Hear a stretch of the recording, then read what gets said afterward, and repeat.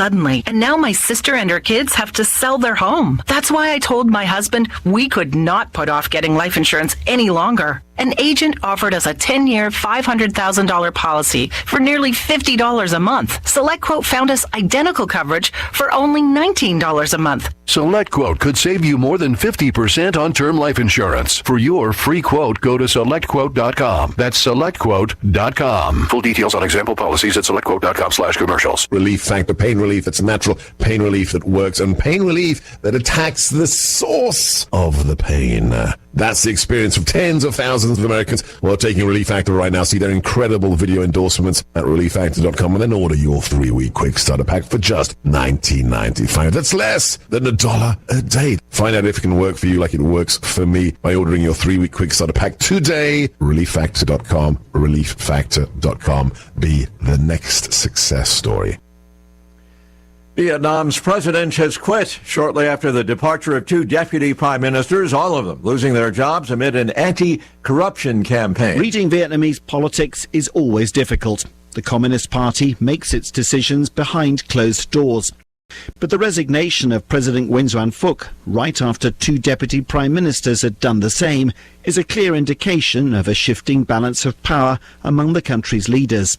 The hardline Secretary-General Win Phu Chong, who was given an unprecedented 3rd term at last year's party congress, appears to be consolidating his authority by ousting senior officials seen as more pro-Western and pro-business. The BBC's Jonathan Head. Amid Yemen's longest ever pause in the fighting, Saudi Arabia and its rival, the Iran-backed Houthi rebels, have revived back-channel talks, that according to Yemeni, Saudi, and UN officials. News and analysis. Townhall.com. Turkey and the U.S. will try to smooth out a series of disagreements between the NATO allies when the Turkish foreign minister visits Washington this week. Mevlut Çavuşoğlu heads for a meeting with the U.S. counterpart Antony Blinken on a rare visit by a top Turkish official. President Joe Biden's administration has kept its distance from Turkey because of President Recep Tayyip Erdogan's increasingly authoritarian direction and policies curbing rights and freedoms. Expectations that outstanding issues can be resolved, though, are low. The NATO allies frequently find themselves at odds over a number of issues, with the biggest disputes centering on Turkey's purchase of Russian-made missiles and American support for Kurdish militants in Syria. I'm Charles de Ledesma. And it looks like we're heading for a lower open later this morning on Wall Street. The S&P futures, 10 points in the red. More on these stories, townhall.com.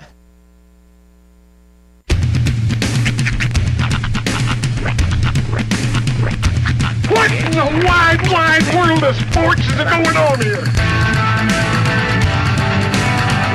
I promise you, whatever scum did this, not one man on this force will rest for 1 minute until he's behind bars. Now let's grab a bite to eat. Yeah, come on. I feel the hot wind on my shoulder and the touch of a world that is older. I hit the switch and check the number. I leave it on and then I slumber. I hear the rhythm ringing through it. Flamenco guitar and cumbia music. I hear the talking of the DJ.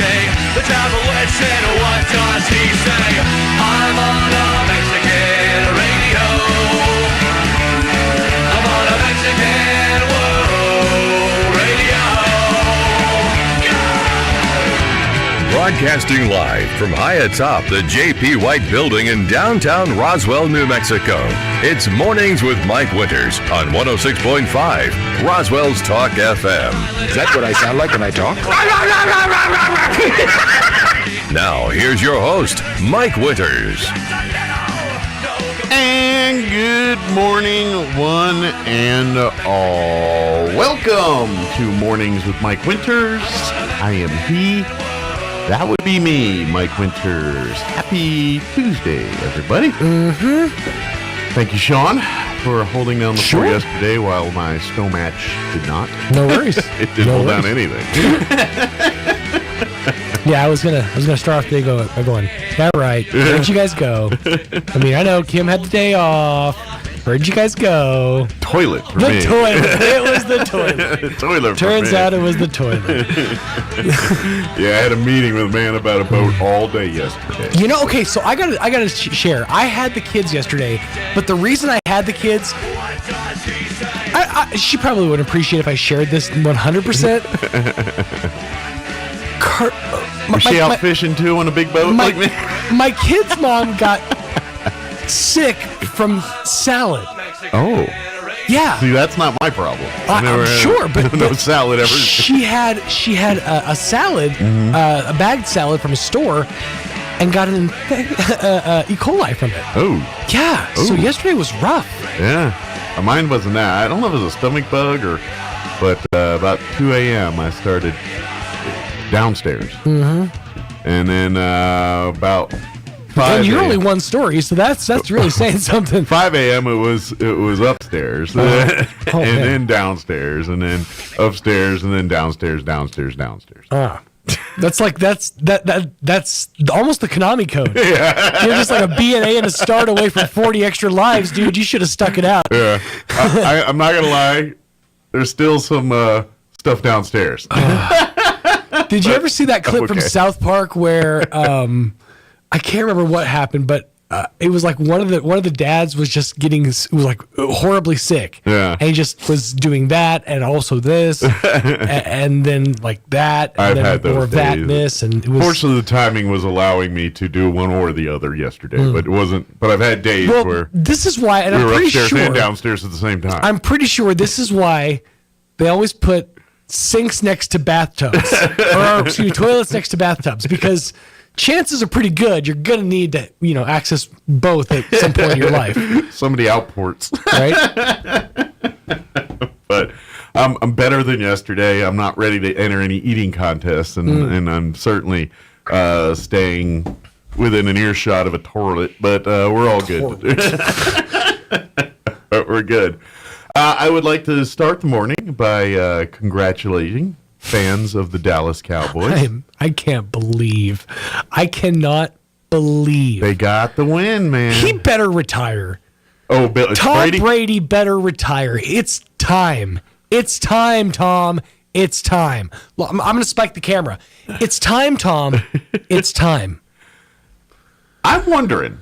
But you know what? The thing with him is I've heard this story for like the last 4 years. He wants to go out on top. Top of what? Well, he's got like...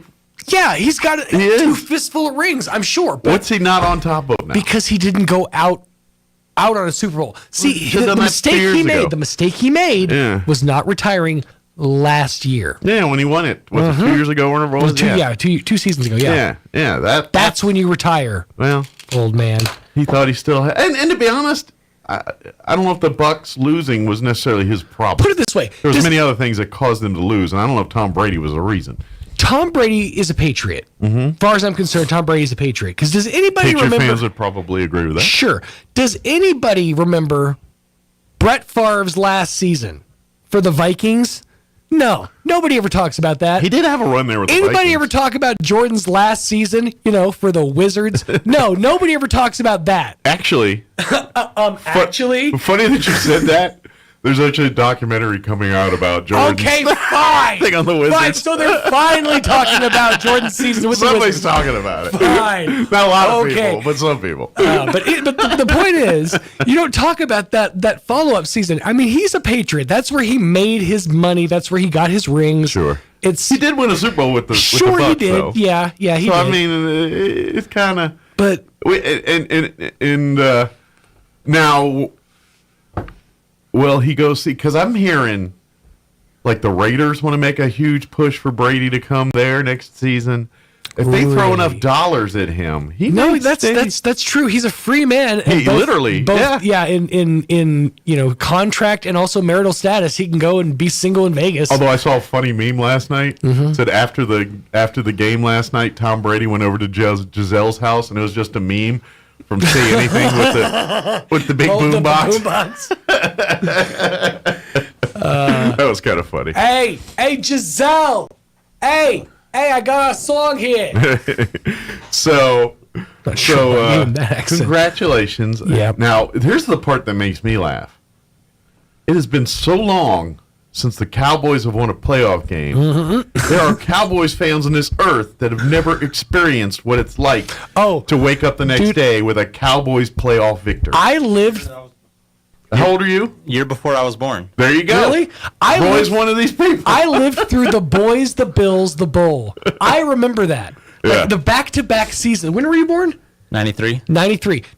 Wait, hold on, because they had the back-to-back Super Bowl wins. I want to say it was 94, 95, wasn't it? Or was it earlier than that? I don't know. I just saw first road. I think that was earlier. Playoff victory since 92. Washington won their last Super Bowl in 91. Okay. I just saw first road playoff victory since 1992. Hold on. Well, there you go. Last Cowboys Super Bowl. I'm going to say 90. 96. Yeah, okay, so 93 and 94. He said road win. Yeah, 93 and 94 were the back-to-back the Boys, the Bills, the Bowls. Yeah. I remember that. That was a huge ad campaign when I was a kid, was the Boys, the Bills, the Bowls. His stat was the road win. Yours is a playoff win. Right. There's a difference. Well, no, mine is the Super Bowl. Right, but his stat was a... was playoffs. In a place that isn't the Cowboys' home. Road a or playoff home. Yeah. Road or... Which one were you talking about? Just a playoff win in general. It was probably the 90s. So yeah, so they don't know what to do with their hands right now. They're just like, oh, what do we do? You know, for those that... Did y'all watch the game at all? No, not at all. You did? So, one thing, the one caveat that probably irks every Cowboys fan out there was your kicker cannot kick an extra point to save his life last night. I did see some stuff about that. I was watching the Pate. 5 tries. He only made one, and it was the last one. I think it was the third or the fourth one where it bounced off the bar too.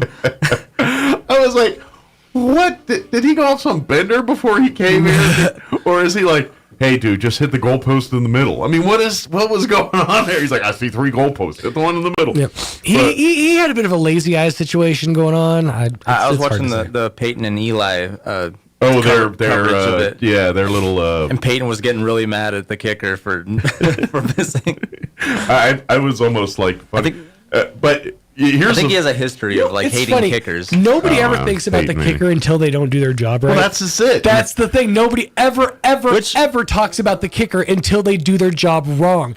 You've got one job. Okay, here's the most thankless job. It is the most thankless job, to the point that Adam Sandler actually recorded a song dedicated to the kicker called "The Lonesome Kicker." Yeah, it's legit. It's the. Well, you look at the Water Boy. His only friend was the kicker. His only friend was the kicker. That's true. That is absolutely true. It's Kyoto.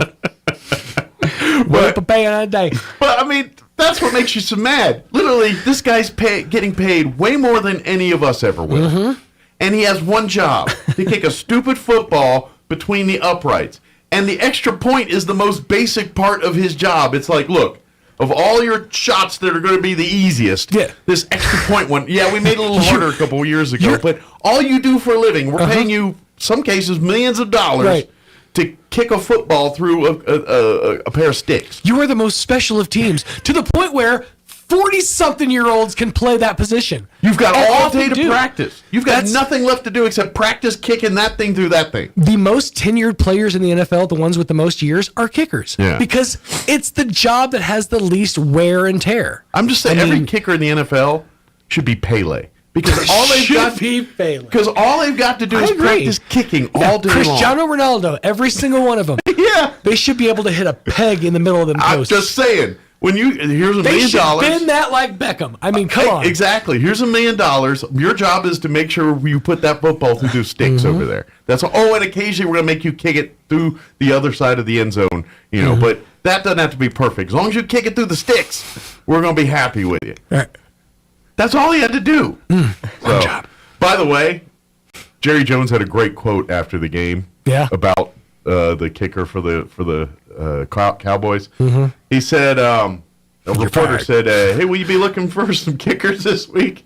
His response, and I quote, no, we won't. He's done enough good ones. Jerry Jones. He ain't wrong. I mean, he had a good season. I mean, yeah, it's one bad week. 29 of 32 for field goals, and I don't know if it's the same kicker, but earlier he made a 50-yard field goal. Oh, he can kick. He's a good kick. He's been with the Cowboys for years. He just, like I said, either he had a bad breakup last night went on a bender in Tampa, or I don't know. Yeah. Something was going on because he couldn't kick a football last night. Yeah, that is true. But fortunately, they were saying like distance was also defense was on point, and after the first drive, Dak Prescott said, "Oh yeah, I'm an NFL quarterback. I'm supposed to throw passes," and that happened. Meanwhile, there's the problem. This is why I think Tom Brady's going to be, if he wants to play next year, he's going to be just fine. Mm-hmm. Tom Brady threw like 500 passes last night. No NFL quarterback should be throwing 500 passes by himself. They were one-dimensional. They had no run game. Here's my question. Tom Brady wasn't the problem last night. Do you think that if Tom goes somewhere, Gronk follows? Well, Gronk retired last year. So Did he? Gronk I thought he came back. No, he did come back and retired again after the end. See, I thought he came back again. Okay, that's what's wrong. That's what's wrong with Brady. Yep, he's Gronkless. He could be Gronkless. He's had a messed up season because he's Gronkless. Could be. That's it. That's exactly it. Yeah, Gronk's busy doing those stupid USAA commercials. And okay. Will someone please marry him that's in the military so we can stop doing these commercials? Because he keeps going, people are like, I want to think. It's like, find a bride that was a veteran or is a veteran. I just don't watch enough commercials. Then we can stop these commercials. This is I don't watch enough commercials to follow athletes. Well, he's on every single NFL game. You can't not watch an NFL game without a Gronk USAA commercial right so now. My question is, do you think he unretires if Brady jumps again? I doubt it, because this would be the third time he re-unretires. Yeah, well, I'm a pro wrestling fan, so I'm one of the never say never kind of people. Yeah. Ric Flair had a match last year, all right? I ain't saying it's right. I'm just saying it's possible. Well, if he does do that, it would be a team like L.A. or something where there's a nightlife or something. Yeah. Like if he ends up going to, God forbid, Washington, I don't see Gronk following him to Washington. Kansas City. But Las Vegas or Los Angeles. Dude. Which wouldn't be L.A. because neither one of them need a quarterback. What but would Las you Vegas, What maybe. would you do with that? If your team made a bid for Brady, what would you do with that info? I mean, with that knowledge. I'm gonna watch and see like everybody else. You gonna still root for your team, or sure? I don't know, man. I've rooted for this team with Donovan McNabb I've been at quarterback. so anti-Brady for most of my life. I would have a real hard time if all of a sudden he was the quarterback for the Packers. No. I've rooted for this team through thick and thin. Oh, you're anti-Brady? My team. I'm heavily anti-Brady. Okay, because at first it sounded like you were spinning it like I'm pro Brady in the form of I loved him in Ted 2. So why do you hate him? He's getting his own movie Just now. because I'm he's sick of successful him. at everything he does. Exactly. Yeah. I don't like him because he's good. He's Superman.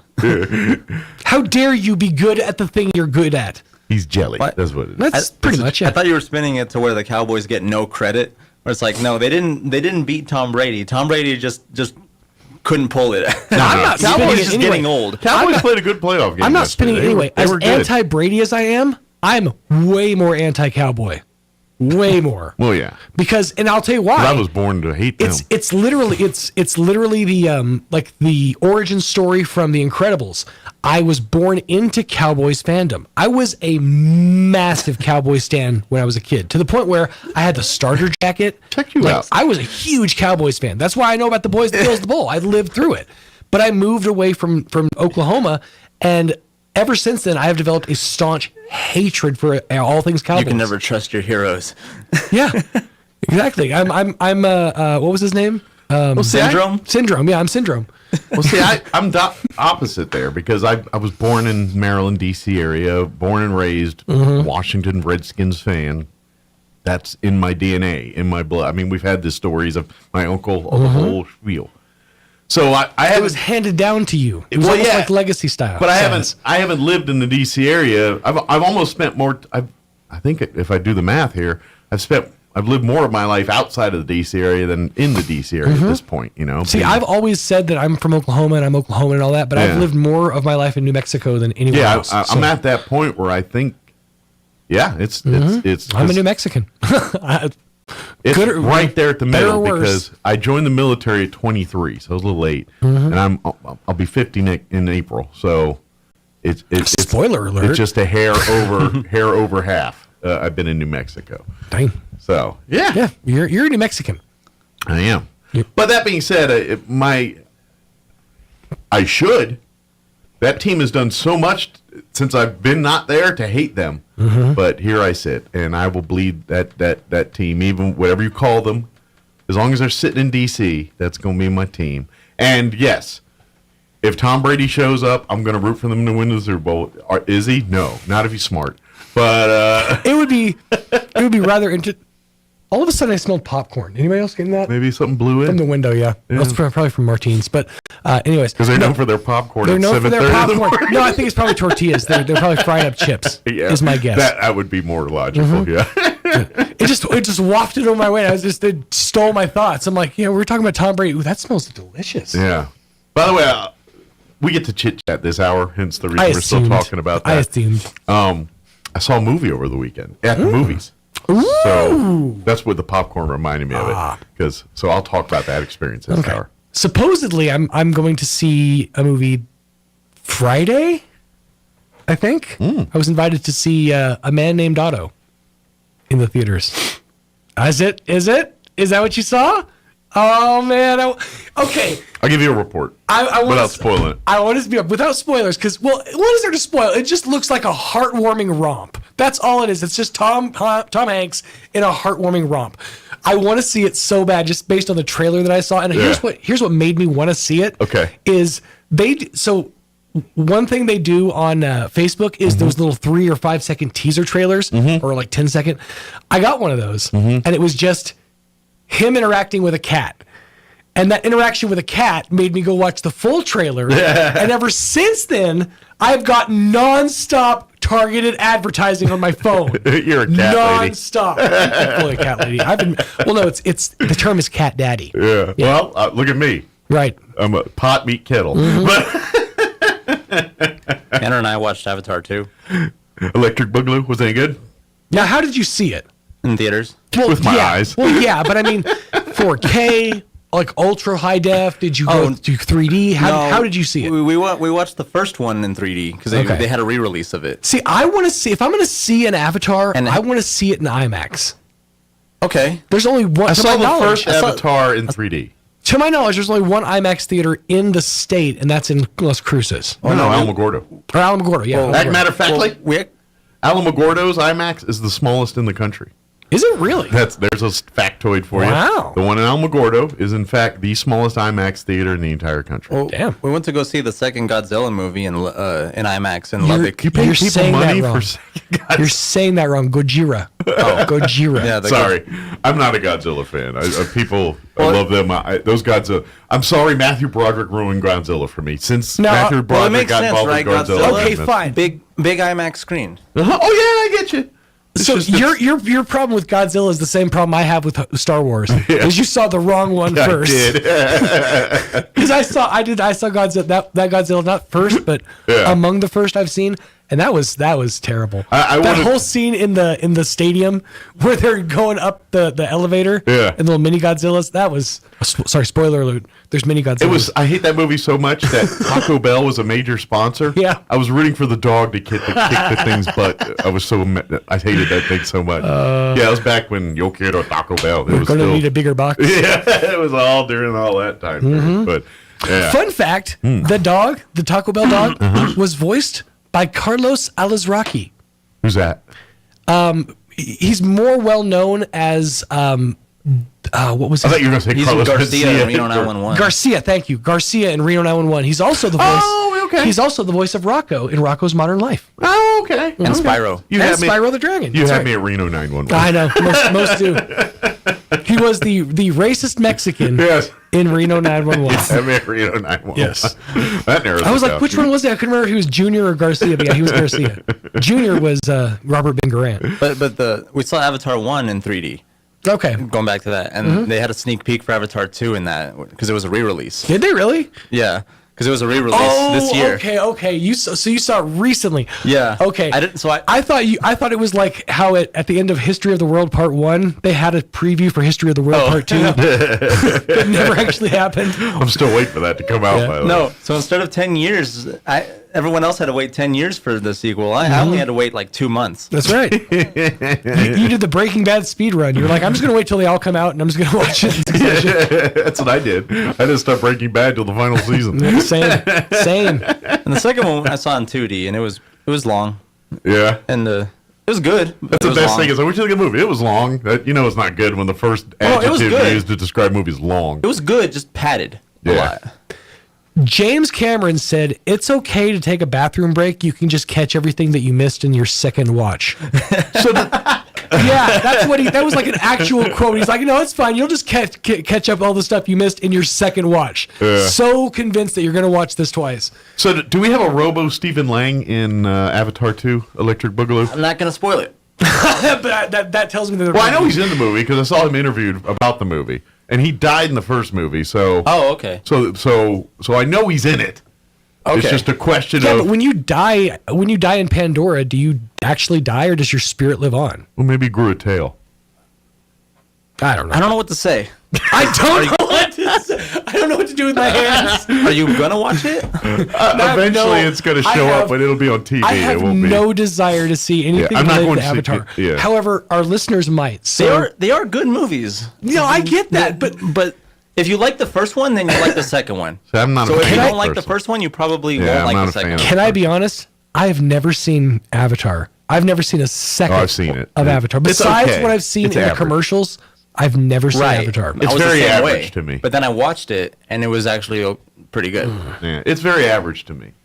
It's too many. It's too many virtual signaling and messaging. Here's the problem. I tend to jump on bandwagons. I'm a little scared of being too into it. Yeah. And insofar as my kids have been watching My Little Pony a lot more lately, and I'm a little worried about myself. Yeah, you could be. I'm a little worried about myself that I might be becoming a brony because I woke up this morning and one of the songs from the soundtrack was in my head. It's a little bit off-putting. Well, if you come in here with a mane of hair one day, so if you watch Blue Cat People, you might get a little. I'm a little afraid I might get too involved in the fandom. I just show up coated in blue on blue face. I can tell you my problem with the movie. Cultural appropriation. Well, no, because they're all painting themselves. Yeah, that's exactly. I see. No, you know why I hate Avatar? Because that movie was touted and teased to me for 27 years, telling me it was going to be the greatest movie of all time. That just wait, it's going to be amazing. This thing is going to blow you away. You've never seen a movie like this. Then I went and saw that movie, and I was like, I waited years for this turd nugget? No. Well, you also don't like Lord of the Rings either. No, I do not. I love. One of my favorite things in the whole world is that people will go out on the streets and be like, "Oh, you liked Avatar? Name a character. Name one character. Name one character from that movie." The blue guy, the blue chick. Yeah, I know you can because you're a fanboy. People my age go Sigourney Weaver. I'm just proud of myself that I knew Pandora. I assume that was Andrea saying, "You guys are just going to glaze over the fact that Sean said he was becoming a brony." No. Okay. Name all the mushrooms. Huh? It said name all the mushrooms. No, she name said all the animals. I was like, okay, so penis envy. Hang on. No, she said Avatar's a good movie to watch at home because of the drinking game. That's why make a drinking game out of it. So. Okay, but that's why I hate that movie, and that's why. James Cameron fooled me once, and the first time. You're not dragging me in the theater to see Avatar 2: Electric Boogaloo. Promising me it's going to be this amazing romp. It was interesting that one moment where the blue guy started cleaning up the scene with the broom. I will say this: since it's current year, the environmentalist message is still there because that's the spirit of Avatar. Sure. But it doesn't get politically woke.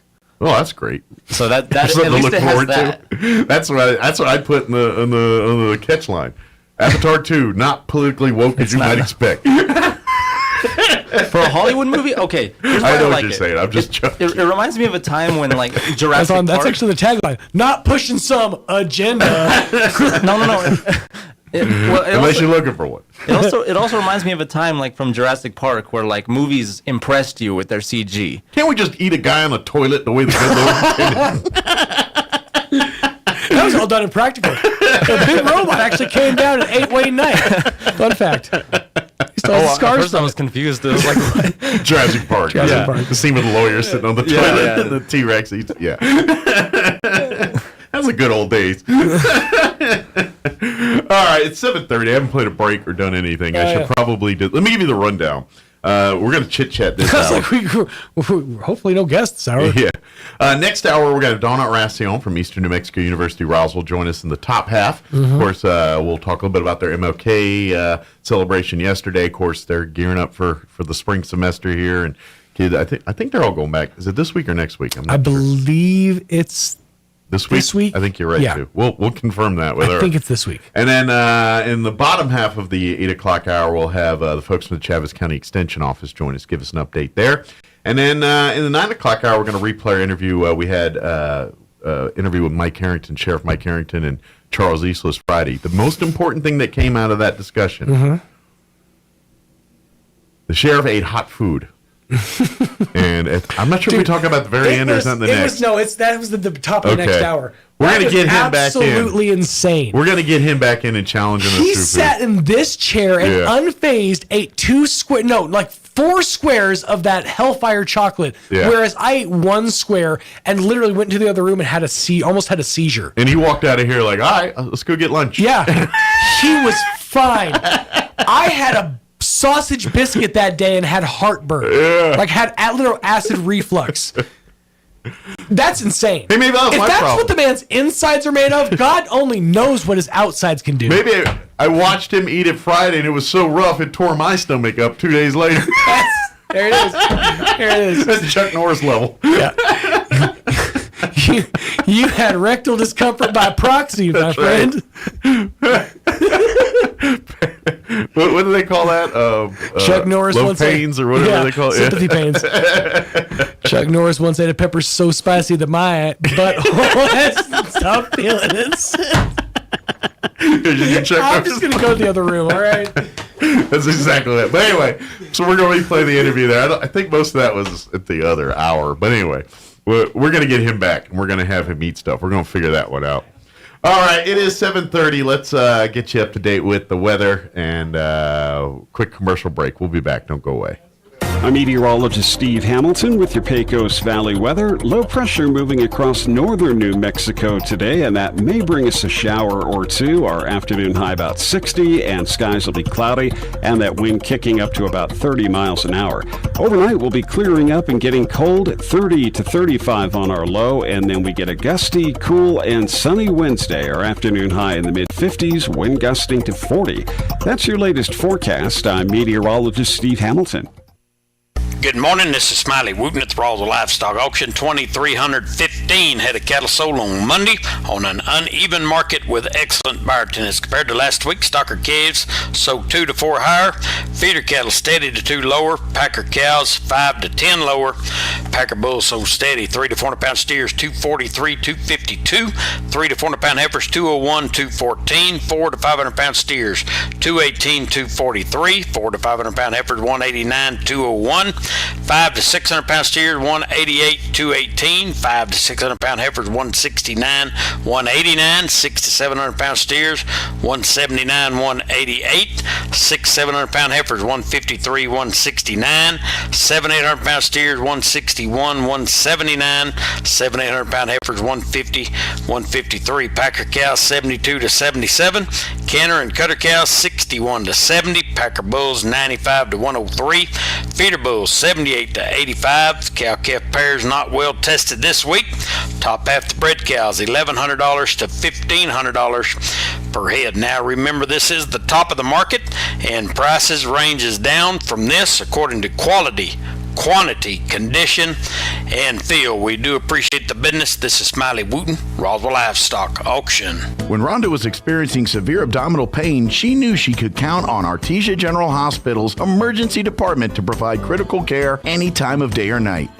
I didn't think twice about driving the 45 minutes from my home to Artesia's ER. I felt like I was their only patient. Excellent care from everyone, and I'm thankful beyond measure. Each year, thousands of patients trust Artesia General Hospital with their health emergency. With specialty certifications in advanced adult and pediatric life support and trauma care, their emergency room physicians have the experience you need when every second counts. 24 hours a day, 365 days a year. Learn more at artesiageneral.com/emergency. Wakefield Oil Company is a name you can rely on with full service at the pump the way it used to be. You can expect service in just 15 seconds. They offer bulk fuel and oil services and even diesel exhaust fluid. Wakefield Oil Company will deliver to farms, ranches, dairies, the oil fields, and more with dependable service you can count on. So the next time you need service or delivery, go with the name that locals have trusted since 1983. Wakefield Oil Company, 311 South Virginia in Roswell. Let them earn your business.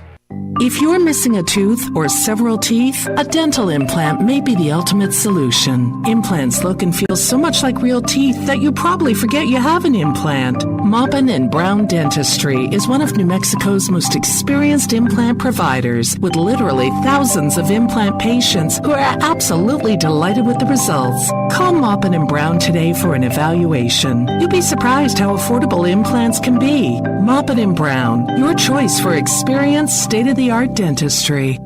Have you ever met a single person in your life that enjoys paying taxes? No one does. If you can't sleep at night because you have a huge problem with the IRS, I've got some free advice for you. This service is strictly limited to individuals that owe the IRS $10,000 or more in back taxes. And if you qualify, we can guarantee that you won't be writing a big fat check to the IRS, or our services cost you nothing.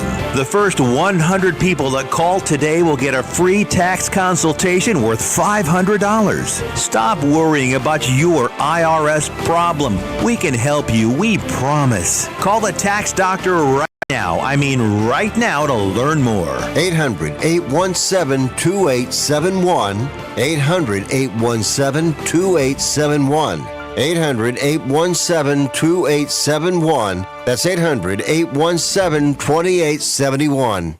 Here's a Mornings with Mike Winters fun fact. U-Haul is the world's largest advertiser in the Yellow Pages. Too bad millennials don't know what the Yellow Pages are. Here's Mike Winters. And good morning. It is 38 minutes after 7 o'clock. Here in just a bit, we'll play the news and all that. But we got to chit-chatting about all the other stuff going on. Well, mostly Cowboys, and then it kind of morphed into Avatar. But and I want to bring Sean back in about my movie experience, because the movie he was talking about him going to see on Friday, I saw on Sunday. So I do want to talk with him about that. So we'll give him a minute while he's, doing his whole other show and stuff. But if you want to donate blood, your next opportunity here in Roswell will be, looks like on Saturday, the 21st, this upcoming Saturday.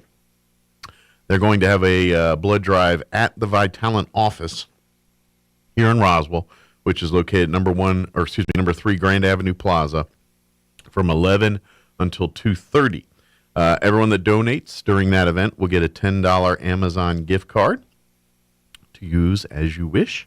To get a scheduled time for that blood drive Saturday, reach out by calling Vitalant at 575-840-8178. Again, that's 575-840-8178. If you're listening and you live in or around the Carlsbad area, you can sign up for a blood drive tomorrow. They're having in Carlsbad out the Southeast New Mexico College gym from 2 to 6 p.m. That's the campus there, formerly known as NMSU, now the Southeast Community College. They're in the gym from 2 p.m. until 6 p.m. Again, call 575-840-8178 to get in on that blood drive there. Yes, indeed. So, Sean. Yes. You may be going to see A Man Called Otto on Friday. Kim and I went and saw it over the weekend. It's the first time I've been to a movie in the theater since Top Gun Maverick. I don't usually go to movies in the theater. Yeah. The last time I went to a theater movie, it was weirdly Elf. Oh, and that was during the holidays. Yeah, because it was a reshow. No, since COVID, I've been to 3 movies in the theater. Ghostbusters. That might be the first one I've been to since COVID. Yeah, I've been to 3 movies since post-COVID. Okay. the Ghostbusters Afterlife movie, Top Gun Maverick, and now A Man Called Otto. So I saw that. And the only reason I'm going to go see that in the theater is because that's the only option. You know what they're it was not for putting me? it on a streaming service. It doesn't feel like one of those movies you need to go see in a theater. No, it's not. It's not. Right.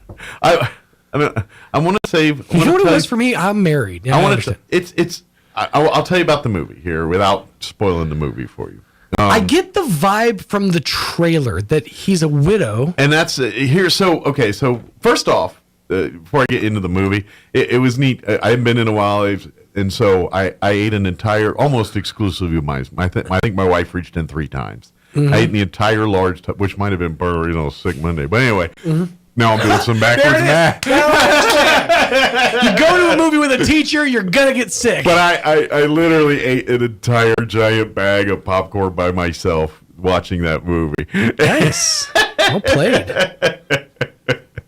Anyway, and it was so good because I was like, I'm sorry, you cannot replicate movie theater popcorn at home. You just cannot do it. It's not humanly possible. It just doesn't now, I taste gotta ask or come out. Did you go without names? Did you go up north or down south? North. Okay, so how much extra? I'm not going to ask if you did. How much is my question? How much extra butter did you put on your popcorn? Too many to count the squirts. Okay. Because you could sit there and just hold the thing down and just move the bag around. I was doing that. Yeah. Yeah. I did that last time to the point where my best friend Misty looked at me and said, "Good Lord, Sean." I know it's a problem. Well, and to be honest, if I had my druthers, I would want them to do it through the entire bag filling process. Right. They don't do that. No, it's so I have to drizzle and then try to shake. But the argument is that the butter is already on the popcorn, but it's not. Like it's really not. No, but I put enough to where it eventually got there. As the hours progressed in the movie, as you get through. Like, do you? Because so the gimmick at the other one is the all you can eat. Do they still do that? The all you can eat popcorn? I think they do. If they do, I did not get to that point where I went back up for seconds. Here. Yeah. Okay. Because the South End. Yeah, as many times you get up, as far as I know. Yeah. So, can you make it through more than just one large popcorn? Like I feel like that's a problem at that point, right? By one person, that's tricky. One if or there's even a family of you, yes, easy. Yeah, family, sure. Yeah. But like I was sharing popcorn between myself, my kids who love popcorn with M&Ms in it because we sprinkled a whole bunch of M&Ms. Yeah. So myself, my kids, and Misty's daughter Layla, stepdaughter Layla, all of us, and we couldn't burn through a large. Wow. I mean, it was. Of course, you added M&Ms to it, so it's more than. Yeah, that made it hard. That's what made it a meal. Well, it does add a sweet level to it, which in turn might slow down the eating process because you're like, ooh, now you got a salty sweet situation going on here. Well, anyway, so I went and saw A Man Called Otto. Right. The premise of the movie is he's a widower. He lives in a gated neighborhood there in the city. It's been there a long time, him and his wife, and he kind of knows the neighbors. He's the crotchety neighbor. A new family rents the unit right across from him.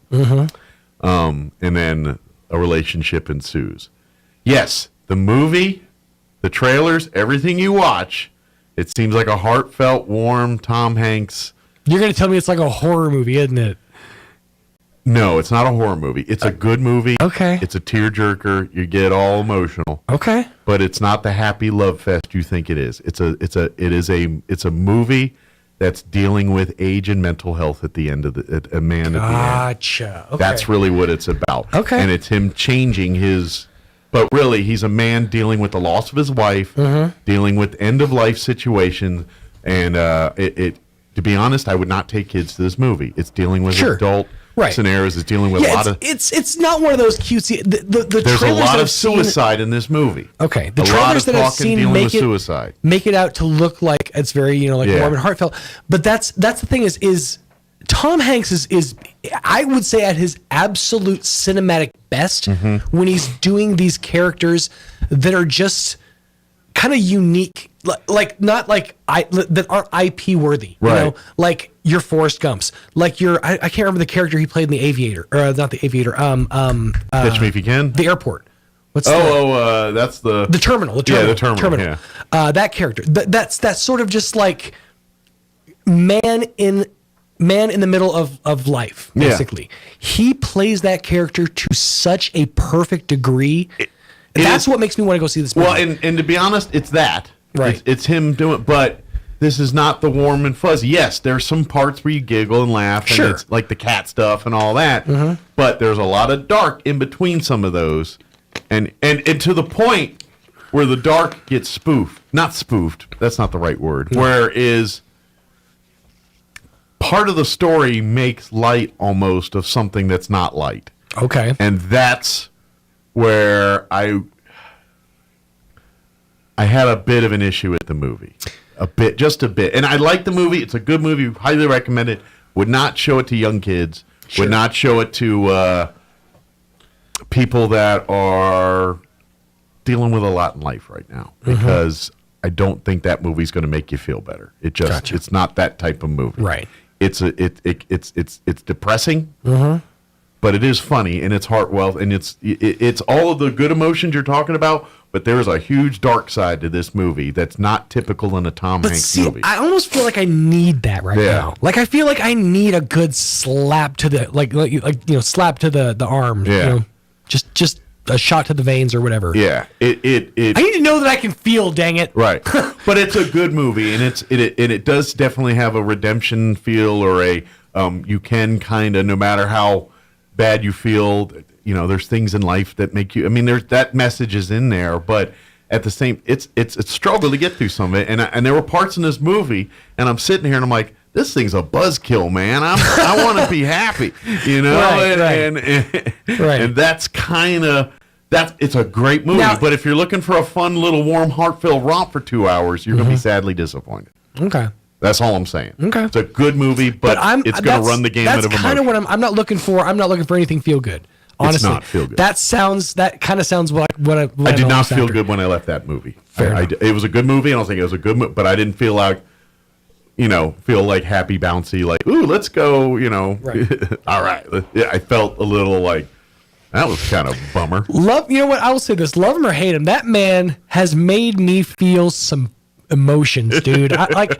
There's a moment that to me is one of the most physically jarring scenes in cinematic history. Yeah. Like right up there with a scene from the movie Hostel, or like a gory horror movie. And that's the scene in Castaway where he has to take his own tooth out. That I will never not be able to get that out of my head. There's not enough eye bleach in the world to not have that moment just randomly pop up on like a Tuesday. Like I'll just be going about my day, and all of a sudden that scene will run through my head. I'm like, oh, now I had to think that thought again. You know? It's like that. If that scene from Castaway bugs you, you're probably going to add about 3 or 4 more scenes like that to this movie that are going to cringe you out. Really? Yes. Oh my God. Okay. Okay. If that cringed you out, dude, there's a couple scenes in this movie you're going to feel the same way about it. Okay. You're going to have the same kind of feelings. I'm just going to... Okay, saying. Cool. All right. It's 7:50. Let's go ahead and pause for some news and Wall Street Business, quick commercial break as well. It's a great movie. Please, if you want to see it, go see it. It's a really good movie. But if you think you're going to come out there all feeling warm and fuzzy, I don't have a choice anymore at this point. I'm pretty sure the algorithm has decided for me. You're going to see this movie. But it's a good movie. We're not going to shut up about it until you do. It's a very good movie. But it's not... It's going to get worse now because we've been talking about it for 20 minutes. Auto. Shut up! I literally was telling a friend, I was like, I want to go see this movie, but I don't want to tell you what it is because my phone is in the room. That's right. It might confuse it for Auto Trader. It might give you that. I got a used catalytic converter for like $3.95 right here. All right, 7:50. We'll be back. Don't go away. Now for your Pecos Valley News Update. I'm Jared Sorello. New Mexico lawmakers and Governor Grisham are recommending $9.4 billion in spending for the next fiscal year budget based on windfalls from the oil and gas industry. That represents more than 12% more in spending year over year. Oil and gas revenues continued to grow, providing for about $3.6 billion in surplus funding. The governor also prioritizing about $1 billion appropriation for tax rebates intended to provide economic relief to New Mexico households. Roswell police have released body camera footage and a neighbor's surveillance video of a shooting involving officers. The video from last week shows the two officers approach 20-year-old Nicholas Acosta on a sidewalk in front of a home. Shortly after the officers make contact, Acosta pulls a large knife out of his waistband, ignoring repeated commands to drop the weapon from both the officers and a woman in the yard. As Acosta continues to approach the officers with the knife in hand, they open fire, killing him. You're up to date. I'm Jared Sorello reporting. If it worked almost a half a century ago, so maybe it will work again. That's apparently the mindset of Sony as it releases, wait for it, the Sony Walkman. Are you kidding me? I'm Kim Commando, brought to you by T-Mobile. Their advanced network now goes farther than ever before. Visit T-Mobile.com/55 today. The new Walkman is very different from its ancestor. Thankfully, tape cassettes are long gone. The new Walkman features a 3.6-inch color touchscreen for controls. It uses artificial intelligence to scale up the poor quality of digital audio. Most digital audio files sound flat, lacking that sparkle spatial quality, especially when compared to real uncompressed audio. Sony promises that it will restore all files to full dynamic range. We'll see. The new Walkman can stream Spotify or any music service. The cost, a hefty $430. Who the heck is going to buy that? Give my daily longer podcast a try for more tech smarts. Called Kim Commando today. As a small business owner or hiring manager, you know that success in 2023 all depends on the team members you surround yourself with. That's why you have to check out LinkedIn Jobs. With LinkedIn Jobs, you can hire qualified candidates more efficiently by matching open roles with people who have the skills, values, and experiences to help you achieve your goals. LinkedIn Jobs helps you quickly attract qualified candidates to your open roles with targeting tools. They go beyond resume data by using insights from your job post and company. Plus, their 875 million member profiles put your post in front of the most qualified candidates. LinkedIn Jobs makes it easy to screen and rate applicants based on your job qualifications, all on one platform. It's why small businesses rate LinkedIn Jobs #1 in delivering quality hires versus all the leading competitors. Post your job for free at linkedin.com/Kim. That's linkedin.com/Kim to post your job for free. Terms and conditions apply. I'm meteorologist Steve Hamilton with your Pecos Valley weather. Low pressure moving across northern New Mexico today, and that may bring us a shower or two. Our afternoon high about 60, and skies will be cloudy, and that wind kicking up to about 30 miles an hour. Overnight, we'll be clearing up and getting cold, 30 to 35 on our low, and then we get a gusty, cool, and sunny Wednesday. Our afternoon high in the mid-50s, wind gusting to 40. That's your latest forecast. I'm meteorologist Steve Hamilton. It's time for the Chaves County Sports Report. Boys basketball roundup for you now with the Goddard Rockets beating Chaparral Friday night 58-38. The Rockets are 8-9 on the season and will play host to Clovis tonight at 7 o'clock. Roswell, meanwhile, at Artesia in boys and girls basketball. Roswell fell to Rio Rancho Friday night in boys hoops 64-46. At the John Reed Tournament in Dexter, Hagerman defeats NMMI in a good game Friday night 55-53. Copray beats host Dexter 51-34. Then on Saturday, NMMI beats back Cloudcroft 51-32. Dexter falls to Jowl 57-38. Gateway Christian at the Santa Rosa tournament didn't turn out so well, losing to Rehoboth 40-26 on Friday. Then Gateway loses to Estancia Saturday 56-16. The Sports Report brought to you by DSI. Call DSI for all your office technology needs. I'm Eric Butler at Roswell Talk FM 106.5. With the Wall Street Business Report, I'm Bill Alexander. Treasury Secretary Janet Yellen will meet with her Chinese counterpart in Switzerland on Wednesday to discuss economic developments between the two nations. Strains between the world's two leading economies have been growing despite their trade ties. The Biden administration has blocked the sale of advanced computer chips to China and is considering a ban on investment in some Chinese tech companies. Toyota expects vehicle production to exceed pre-pandemic levels, forecasting output of as many as 10.6 million vehicles during 2023, a warning that the final shipments could be 10% lower if it is unable to procure enough parts. The newly issued target would be a significant jump from the planned 9.2 million vehicles that the automaker forecasts for the fiscal year through March. The stock market, commercial banks, and other financial institutions were closed on Monday for the MLK Jr. holiday. For the Wall Street Business Report, I'm Bill Alexander in Washington. Jennifer here from Trustmark Roofing, and I know you've heard me say that you can trust Trustmark, but I want you to know what that looks like in real life. A few years ago, we installed a beautiful new roof for an older woman who was recently widowed. She was an artist and colors were really important to her. So when she said she didn't like the color of a brand new roof, we took that seriously. She had picked the color and signed off on it, but I just kept thinking, if she's going to walk into her house every day and be disappointed, then we're just going to redo it. So we did. We ripped that beautiful new roof off and replaced it with a slightly different color, and she was thrilled. Yes, it cost us quite a bit of money to make her happy, but I want you to know you can trust Trustmark to make it exactly right every time. If you have any roofing needs, call us at 575-755-ROOF or find us online at trustmarkroofpros.com. Trustmark Roofing, we put people first. Eastern New Mexico University in Portales is proud to offer potential students the opportunity to attend ENMU tuition-free with the New Mexico Opportunity Scholarship. And now we are proud to announce the newly created Freshman Hound Housing Room Grant, which will allow students the opportunity to receive up to $3,000 per year off their housing costs when living on the ENMU campus. For more information on how ENMU is making higher education more affordable for you and your family members, visit enmu.edu. Eastern New Mexico University. Student success. That's what we're about. If you need a Kubota that works and plays hard, stop looking. You'll find everything you need at Amigo Machinery. When it comes to tough Kubota tractors, mowers, construction equipment, and utility vehicles, all with low-rate financing, Amigo Machinery is your one-stop shop. We are passionately committed to providing our customers with the highest quality products, most innovative solutions, and services delivered with integrity and professionalism. Stop by Amigo Machinery in Roswell or see us online at amigo-machinery.com. Here's a Mornings with Mike Winters fun fact. Turtles can breathe through their butts. We imagine you know some people who do that too, because that's where their heads reside. Here's Mike Winters.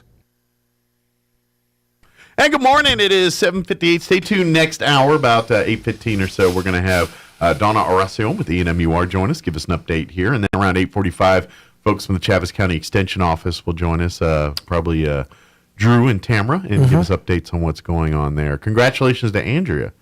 She got a new gig working with ENMUR, doing something with ag over there. Nice. I saw on the internets officially over the weekend that she got. Very cool. She's now with ENMUR, so congratulations to her. So that means Tamara and Drew are going to, pull in the reins while they find someone to replace Andrew at the Extension Office. So they'll join us next hour around 8:45 or so. I feel like the snack machine just made a judgment call on the kind of day I'm going to have. I put $1 in, and I was trying to get some trail mix out.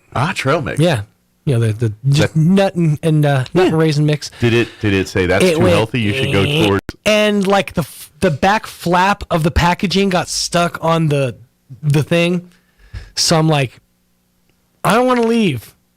There's literally my last $1 for right now. Like I'm getting another influx of cash later, but it was my last $1. And I gave away my money the other day. I'm not going to put it. It's the principle of the thing. I'm not going to pay $2 for trail mix. That's BS. Yeah. That's some nonsense, is what that is. Just hang out and make a deal with somebody. Shake the machine. I found out it's the leading cause of death in America. It's 8:00. You're listening to 106.5 Roswell's Talk FM Studios. This hour from townhall.com. I'm Rich Thomason.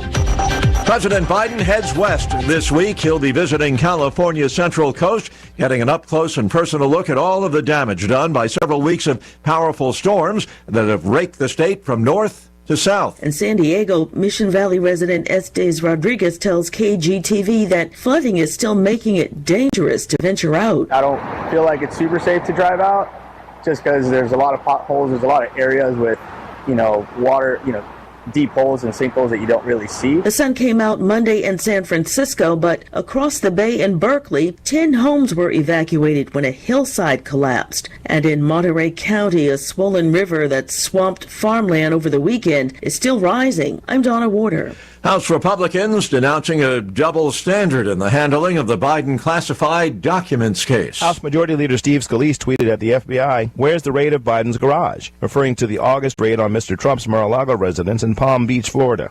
Speaker Kevin McCarthy labeled the situation as, quote, another faux pas by the Biden administration by treating law differently based on your political beliefs. That's Capitol Hill correspondent Bernie Bennett.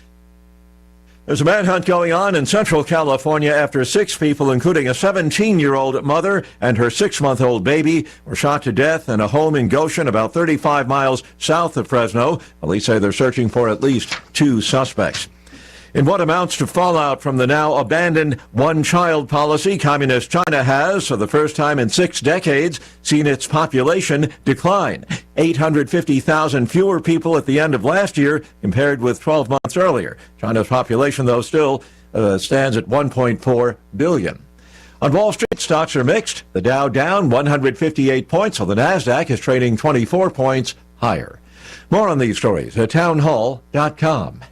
Here's an important message from the Diabetes Solution Center. Do you like pricking your fingers to test your blood sugar levels? No one does, but it's important to maintain your health. And now, by wearing a small remote device called a continuous glucose monitor, or CGM, you don't need to prick your fingers anymore. It's easy to use and helps you make more accurate diabetes treatment decisions. If you are testing your blood sugar 3 or more times daily, injecting insulin, or using an insulin pump, call the Diabetes Solution Center right now. And if you have Medicare or most major insurance coverage, you may be able to get a new CGM at little to no out-of-pocket cost. Shipping is free, and we'll even bill your insurance company for you. If you are testing your blood sugar 3 or more times daily, injecting insulin, or using an insulin pump, call the Diabetes Solution Center right now to learn how to end the painful finger sticks and get your own continuous glucose monitor, or CGM, at little to no out-of-pocket cost. Before investing.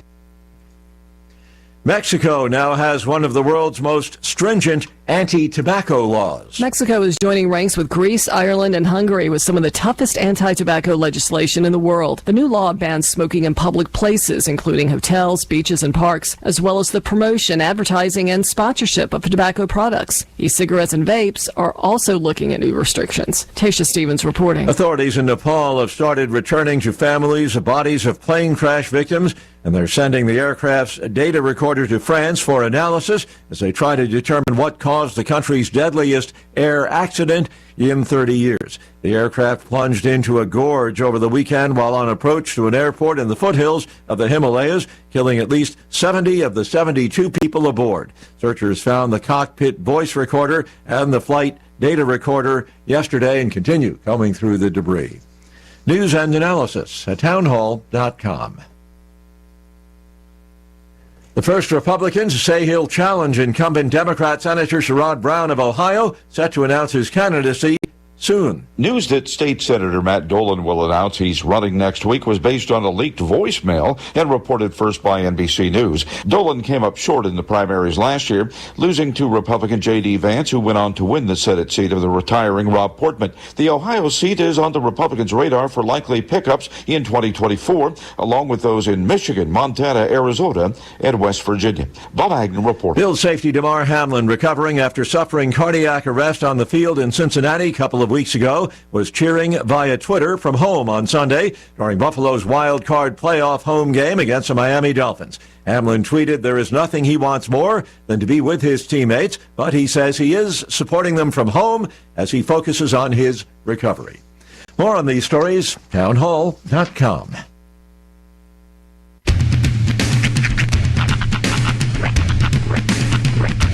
What? in the wide, wide world of sports is going on here? I promise you, whatever scum did this, not one man in this force will rest for 1 minute until he's behind bars.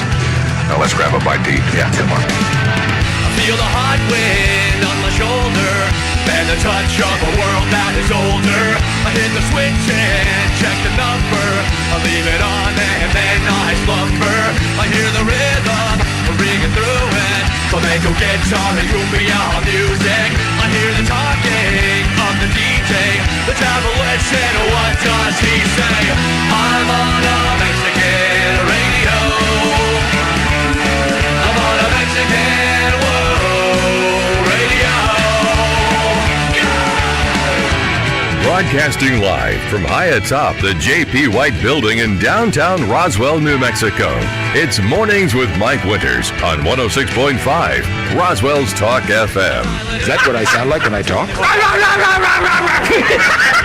Now, here's your host, Mike Winters. And good morning. It is 6 minutes after 8 o'clock. Welcome to hour number 2. The Deuce. Of Mornings with Mike Winters, right here on 106.5 Roswell's Talk FM.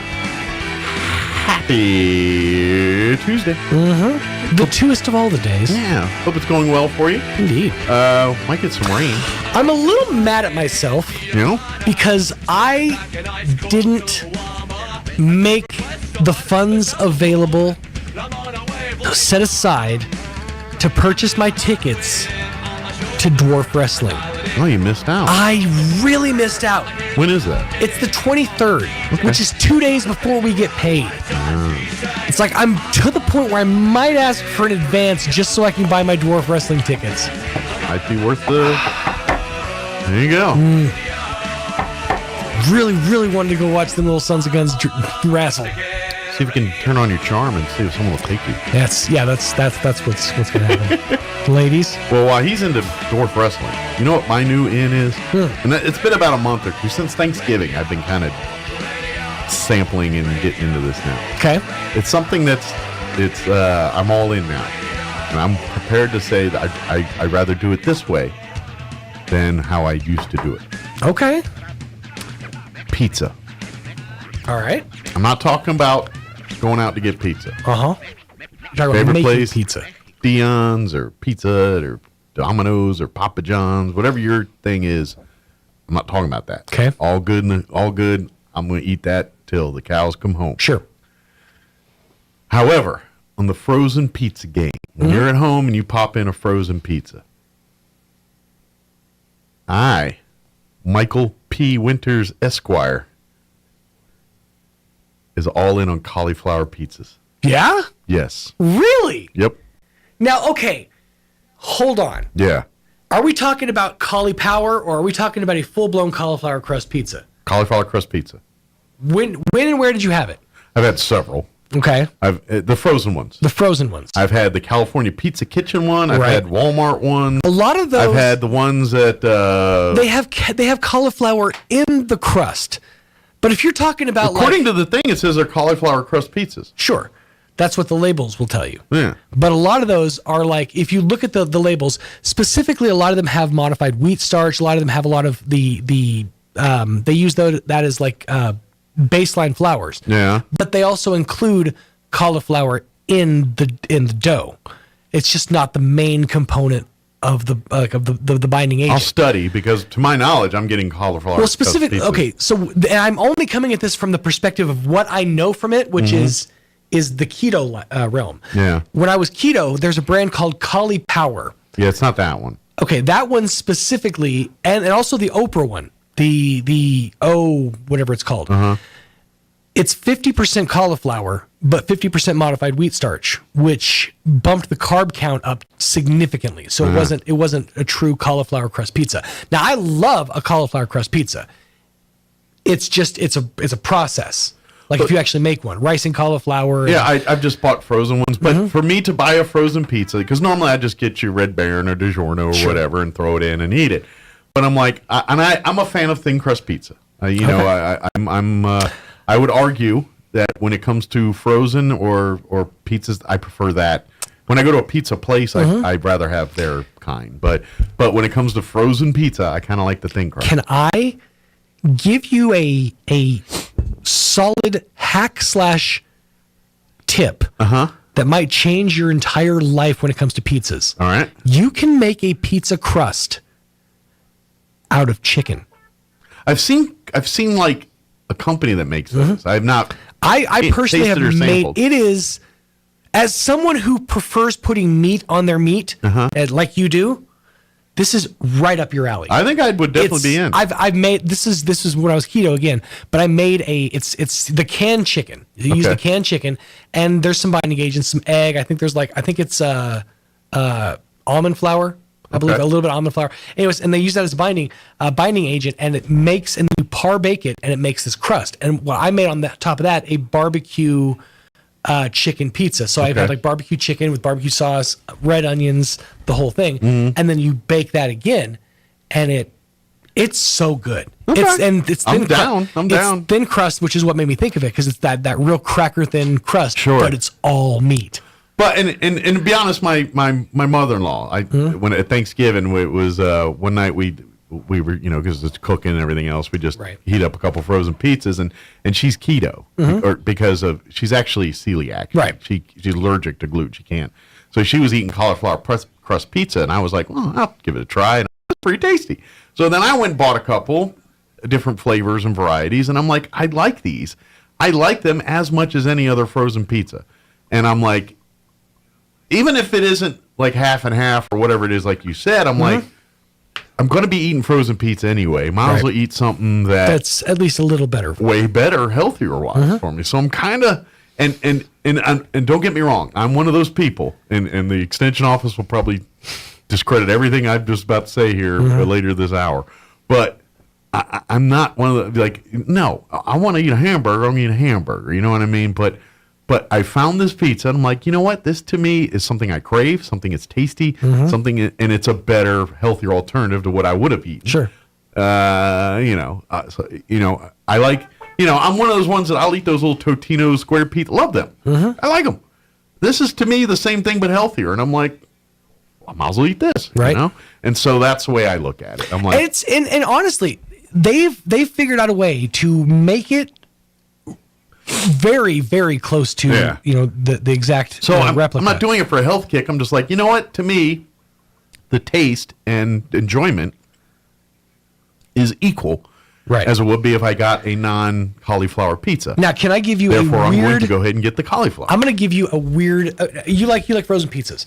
I found maybe, and I don't know why it's this good. I don't know if he's behind it, if he's actually doing anything with it, but there's a rapper named Lil Yachty. Okay. He's got a line of frozen pizzas.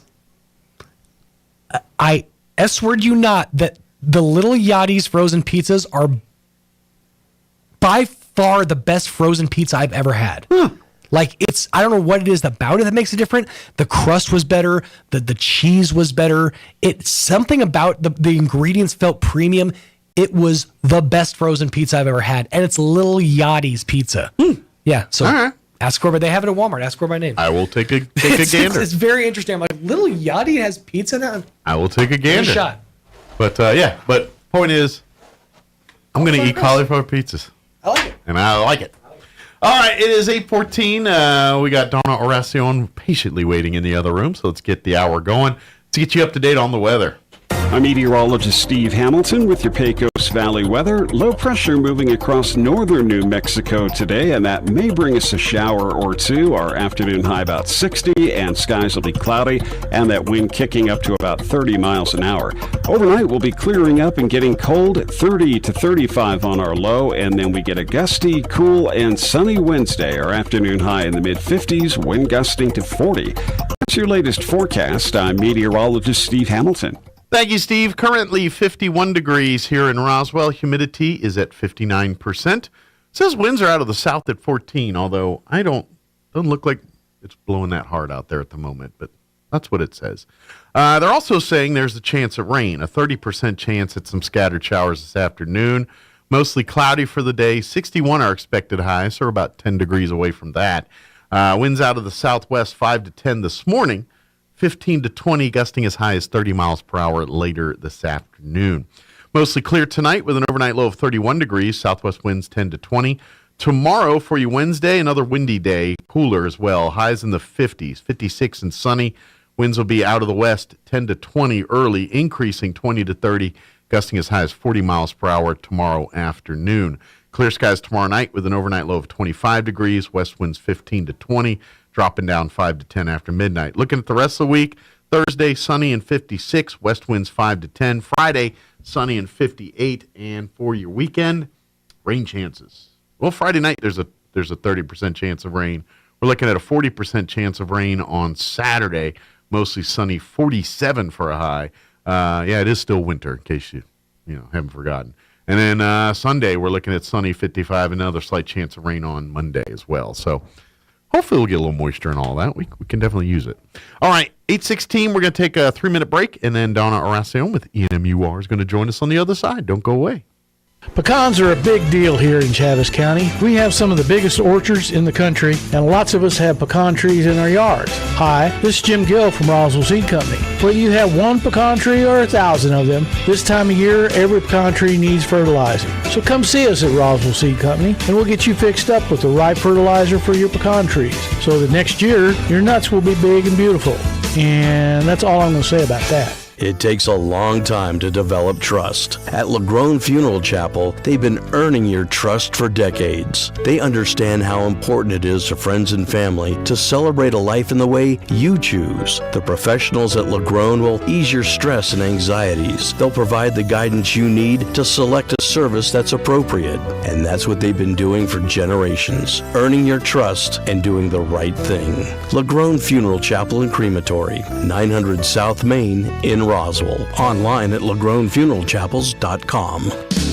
Jennifer here from Trustmark Roofing, and I know you've heard me say that you can trust Trustmark, but I want you to know what that looks like in real life. A few years ago, we installed a beautiful new roof for an older woman who was recently widowed. She was an artist, and colors were really important to her. So when she said she didn't like the color of a brand new roof, we took that seriously. She had picked the color and signed off on it, but I just kept thinking, if she's going to walk into her house every day and be disappointed, then we're just going to redo it. So we did. We ripped that beautiful new roof off and replaced it with a slightly different color, and she was thrilled. Yes, it cost us quite a bit of money to make her happy, but I want you to know you can trust Trustmark to make it exactly right every time. If you have any roofing needs, call us at 575-755-ROOF or find us online at TrustmarkRoofPros.com. Trustmark Roofing, we put people first.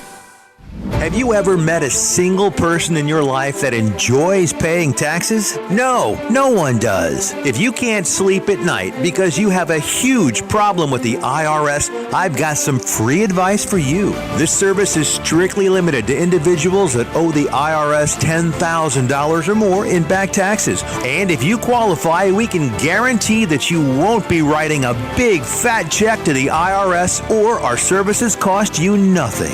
The first 100 people that call today will get a free tax consultation worth $500. Stop worrying about your IRS problem. We can help you, we promise. Call the tax doctor right now. I mean right now to learn more. 800-817-2871.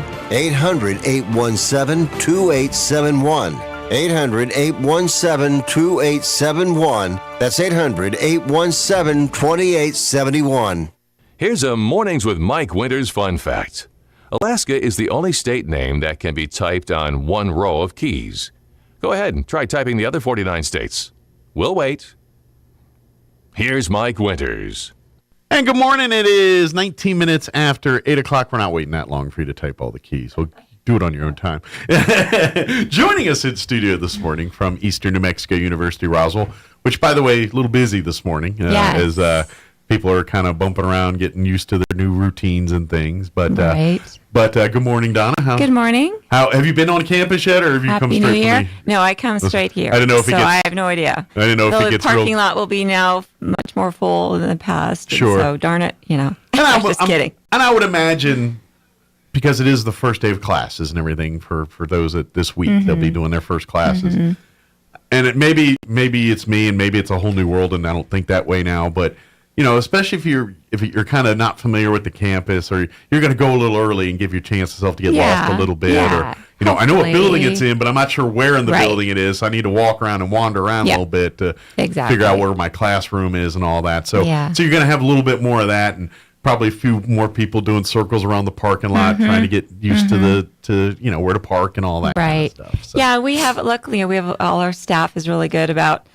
We can really spot a lost person and say, "Hey, can we help you? You look a little confused. Look like you're looking for something here." Right. So, but yes, today's the first day of spring, and then we register all the way through this Friday. So, add and drop period is what we call this right now. So if you got changes to make, so if you or want if you want to add or don't drop a class. Yeah, you can do that now, and then you can also just be a brand new student. You might miss maybe your first class or something, but that's okay. Well, and our instructors anticipate that. Yeah, so. and for the most part, most classes, I'm sure there's always classes that are different than this, but for the most part, the first week of class, especially the first class, it's going over the syllabus, going over the expectations.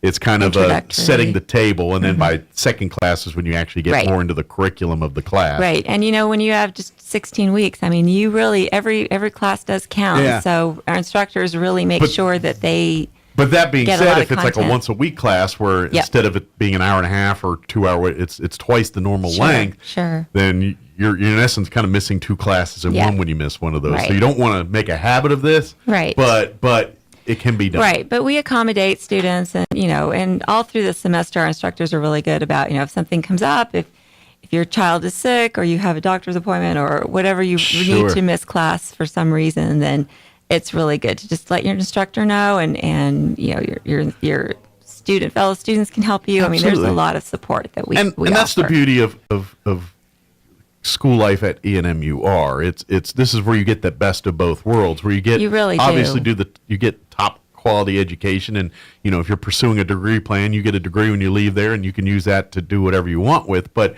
when you go to big name 4-year university here, you're a number. You're you can kind of get lost. It's very easy, especially if you've got class sizes at 100, 200, 300 students that, depending on the class, some of these universities have. Right. And you have to make appointments with instructors, and it's very formal and very. Yes. This is none of that. You get the same education, the same X's and O's that they teach in those other rooms, but if you have a question, if you get lost, if you don't understand something, you don't have to go through a gauntlet of make an appointment or do this. It's just, I got a question, raise your hand, or class is over. Let me take a few steps down to the front desk here, and can and the instructor will help you right then 9 times out of 10. If not, they're like, I'd be glad to help you. I got another class. Let's schedule an appointment tomorrow or something, and we'll sit down and do it. And with our tutoring center and our student success center, we have a lot of faculty that are now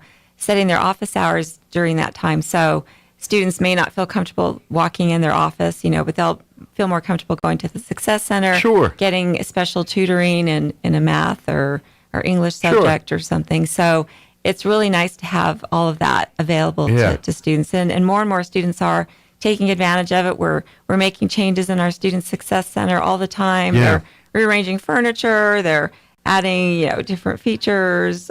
So everything that we want our students to feel like they're part of our family, really comfortable setting, and take away that stress and anxiety. Sure. As much as we can. It's you guys really strive to make it that obviously you have students that live on campus, and so it is literally their home. We do. But for those that I would say the larger percentage of students are they commute to the campus in some way, shape, or form. Right. And but a lot of those students spend their whole day. They get there at 8 in the morning and they're till 2 or 4 in the afternoon. Sure, and we encourage that because we know that the more students are engaged on campus during the day, that the more likely they are to succeed. They make connections with other students, with staff, with faculty, and they just feel more supported and more at home. And when we're doing things all the time, we have our food pantry, which can help with food insecurity. Veteran assistance. We have our veteran center.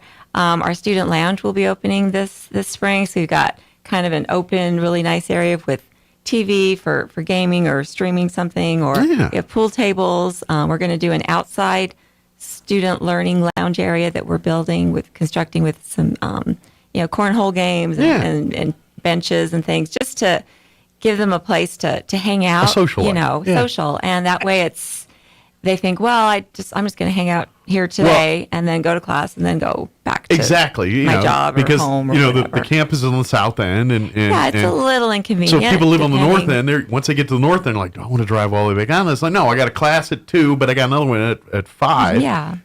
Guess what? I don't want to drive all the way back. I'm going to go into one of the resource centers or shoot, I'm just going to hang out on campus in the grass and study for a little bit. You know, you make it a place where it's like, okay, we get it. You don't want to go north end to south end. I mean, I don't either. It's a lot. Not to mention, see the price of gas. You see all that. Yeah, exactly. And so I'm like, hey, I can go here. I'll have lunch. I'll get my homework done for my next class or work on my thesis paper or whatever it is. We have lots of spaces that students can do that. And we, like you said, we have our cafeteria open. Yeah. So we just have a lot of places that students can just feel comfortable to relax or study and get help if they need it. It's very much like when for folks that were in the military. If you're in the Navy and you live on an aircraft carrier, it's literally a whole city. They got stores. The campus is all encompassing that same way. It in theory, you can come down in the morning and all your needs met and don't need to leave till you're ready to leave because everything you need is right there. And that's what they're creating.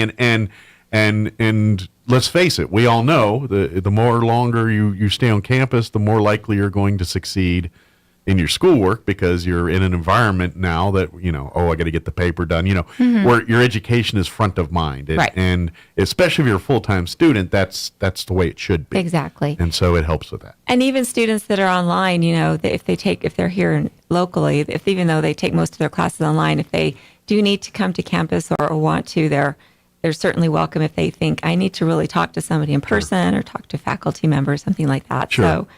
So we're supportive of students, whatever their learning platform is, whether they're in the classroom or through our Canvas, which is our online learning system. Yeah. So, but it is opening week, so if it is, I mean, in theory, you could walk in today and say, I want to register. I'm going to tell you. And we do have students that do that, and you can do it. Be a little patient because there's a lot of people doing similar same time stuff you are. So there's a lot of moving parts going on. But I promise you, they'll get you through it and get you signed up. We want to make sure that we can accommodate everybody that comes in. So we've got our advisors, with financial aid, all of that.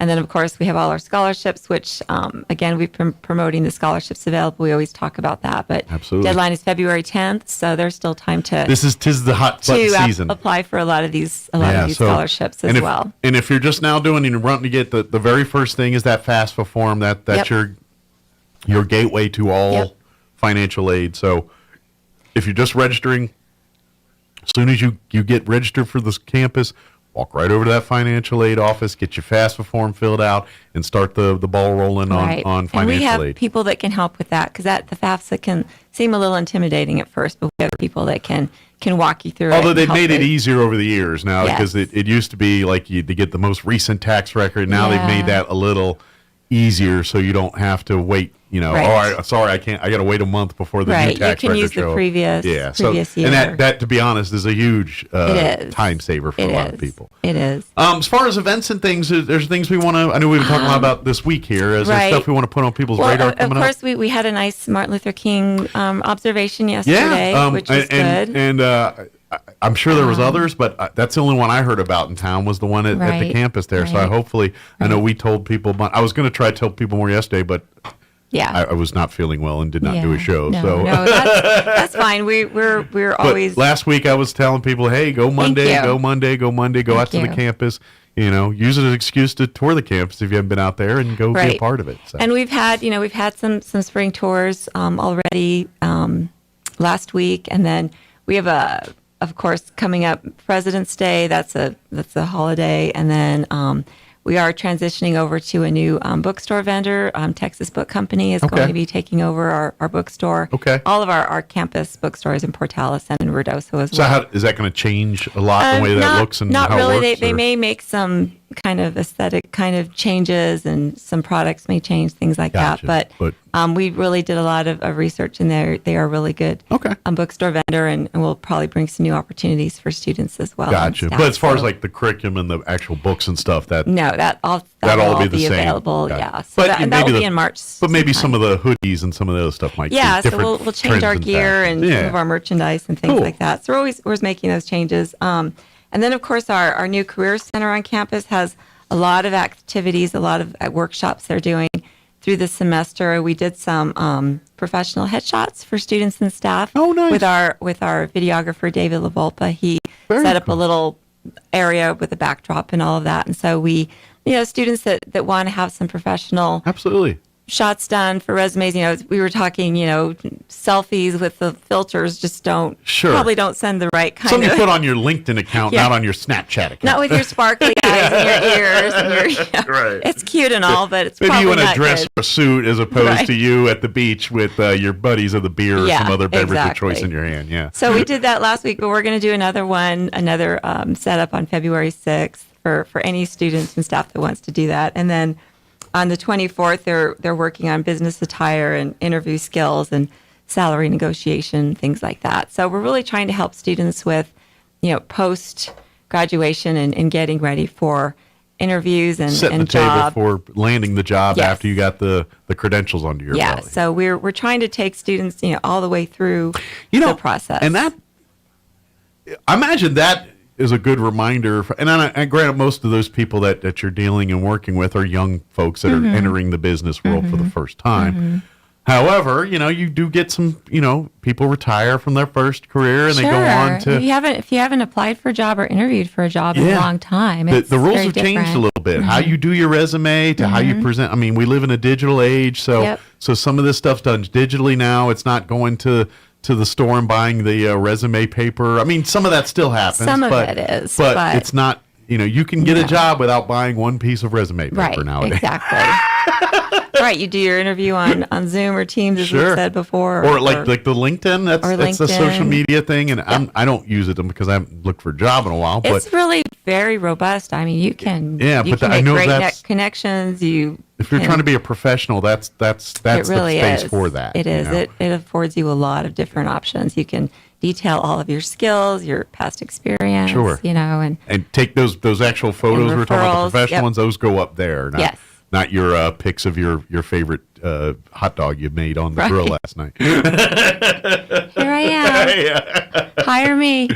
But so take advantage of all this stuff. This is what the campus is for. Yes, and we're just doing more and more all the time because we, since COVID and since all the restrictions and limitations we had, we've really opened up the campus and expanded so many more opportunities. kind of for forced y'all to get a students. little more technical. Yes. Not just your campus, but society. Everyone, and this is the we result have of that. grants that we've received that's helped us set up some of these programs and hired staff. We've got the new STEM lab. That's also another event that's happening on January 31st. Great. So that will be for students who are in the STEM field, the science, technology, engineering, math. So we've got drone programs. You can learn to fly a drone. You can learn about 3D printing. Yeah. Laser engraving, all the things that we had the Ice Center, which we've kind of transitioned. It's to, kind of evolved to that. evolved into our STEM lab, and right now it will be just for our students only. But Okay. hopefully we'll be Expanded expanding to that kind of what the Eye Center did. somewhat, So- but mostly to probably the public schools and the school districts Gotcha. first, and then maybe Use the it for public. vocational education in the Yes. high school levels and stuff. Yeah, But- because we have our dual credit students that can take advantage of it, as well as the early college, high school Good deal. students. And Now- they're so creative and so willing to just try new things. I mean, it's just Now, some of the amazing. stuff from the Ice Center that had like the engraving and all, is that still We part still of it have all too? of that, Okay, yes. good. I know if you're Yeah. phasing away from that or Right. that's still very much a Some part of of the that, too. equipment is still there. Some we've purchased new equipment, Gotcha. kind of repurposed everything and added some new things. Because a new lot when we features. think of the STEM stuff and you think of like the high tech and a Mhm. lot of that's high tech, like cutting metal, to make Right, you industrial can and, stuff, and wood but shop, it's done in a doing in wood, technical metal, way. Yeah, different yeah. materials. So it's still going to have very much that Yes. side of it. Too. Yes. Good. Well, I like Yeah. that. That's cool. So again, there's so many opportunities for students, and so many new things they can take advantage of, that we're always trying to keep up with the times and not just keep, the same old, Sure. and expect. Well, and how much of that crossed over into other, like you look at your welding and your automotive program, sure, they have their own equipment, their own deal, and new stuff, by the way, because of thanks to our bonds and all that. Yep. But at some point, those same industries will probably need stuff out of the STEM center. At some point, they're going to, I don't know if it's already there, but they're probably 3D printing parts and welding gear and all that stuff. A lot of our programs can cross over into using that in the STEM lab. Exactly. Because it's all, everything is interconnected that way. So we have just every student that can take advantage of it, even in the Health Science Center, our sim labs, things like that. So all that equipment, we know is valuable, and we need to keep it current and make sure our students are learning the most current technology so they go out into the workforce and they're ready for what that employer may need. Yeah. And who knows with our future? I mean, you look like health science. There's so much. How many, we recreate things with these 3D printers. When is it we're going to be making medical equipment or Lord knows, maybe they're going to make valves to put the hearts and stents and things. And I mean, not per se, they're not going to make a lung out of this thing, but the valve that keeps the flap open or something. Yeah, I could totally see that. Oh yeah, there's who knows what the future will hold. And, absolutely. And hopefully our up and coming generations will be ready and can take care of all of us. Well, and I know we got a little off topic here, but that's really what we're setting the table for at NMUR is whatever you take. Like, you might be in there taking drone technology, but that same technology 20 years from now might be what your career is, even though it's not technically flying a drone around, maybe it is, because drone technology, when you get out in the oil field and all that, look at those wind turbines and different, or go down into derricks and things, or have to go to places where people used to go but don't like going now. They do it with drones. Sure. And that's I'm sure people that are into that career in that industry are probably doing pretty well right now. Right, and so we have drones that can fly indoor and outdoor as well. Coy Spear is our instructor for that, and then we have our agriculture program. We have a new instructor that there was just an article in the newspaper about that recently, Andrea Stapp. So she's going to be taking our program to new levels as well in the field of agriculture, and that's a very viable, valuable program, especially in this area. So many new things in the agriculture field. And she's just field. working with young kids, so if you get a little childish with her, she can handle you. Good. Kidding.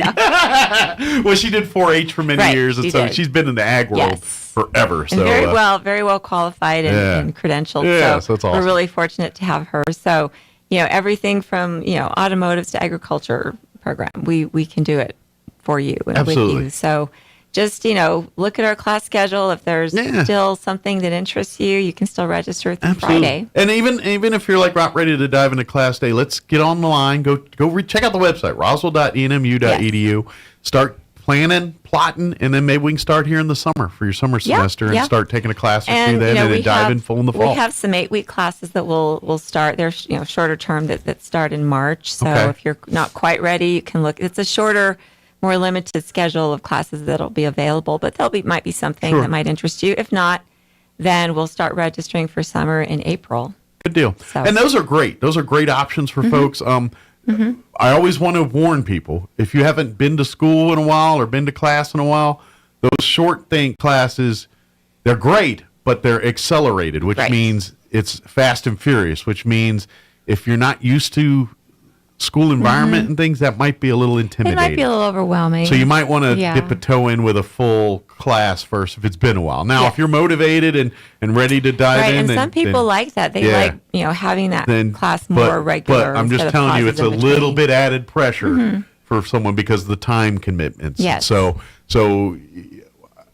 in a, let's face it, getting a degree, it's hard. It's not, if it was easy, everyone would have one. Right. It does take dedication and commitment. work. It does. And they're going to help you through it. But if let's set the table for success and let's not do something that's a little over your head yet. Right. Let's wait till you're better equipped to do it. Exactly. That's all I'm saying. And our advisors can walk you through that. So again, you can call 624-7294 and make an appointment with an advisor. And if you have concerns or you're looking at a class or a program, they can really help you decide, are you ready for this? We do have a it's not really a placement, sort of a placement test. It's called Ed Ready, and it really kind of helps you decide, what English and math you're ready for. So where your assessments are. Right? So our advisors can help you with all of that. So Absolutely. Making an appointment, even if you're not quite ready to start this spring, you can still make an appointment. Maybe do your research online this week, and then next week when it calms down a little bit and people have gotten their, then you can go sit down, talk with the advisor,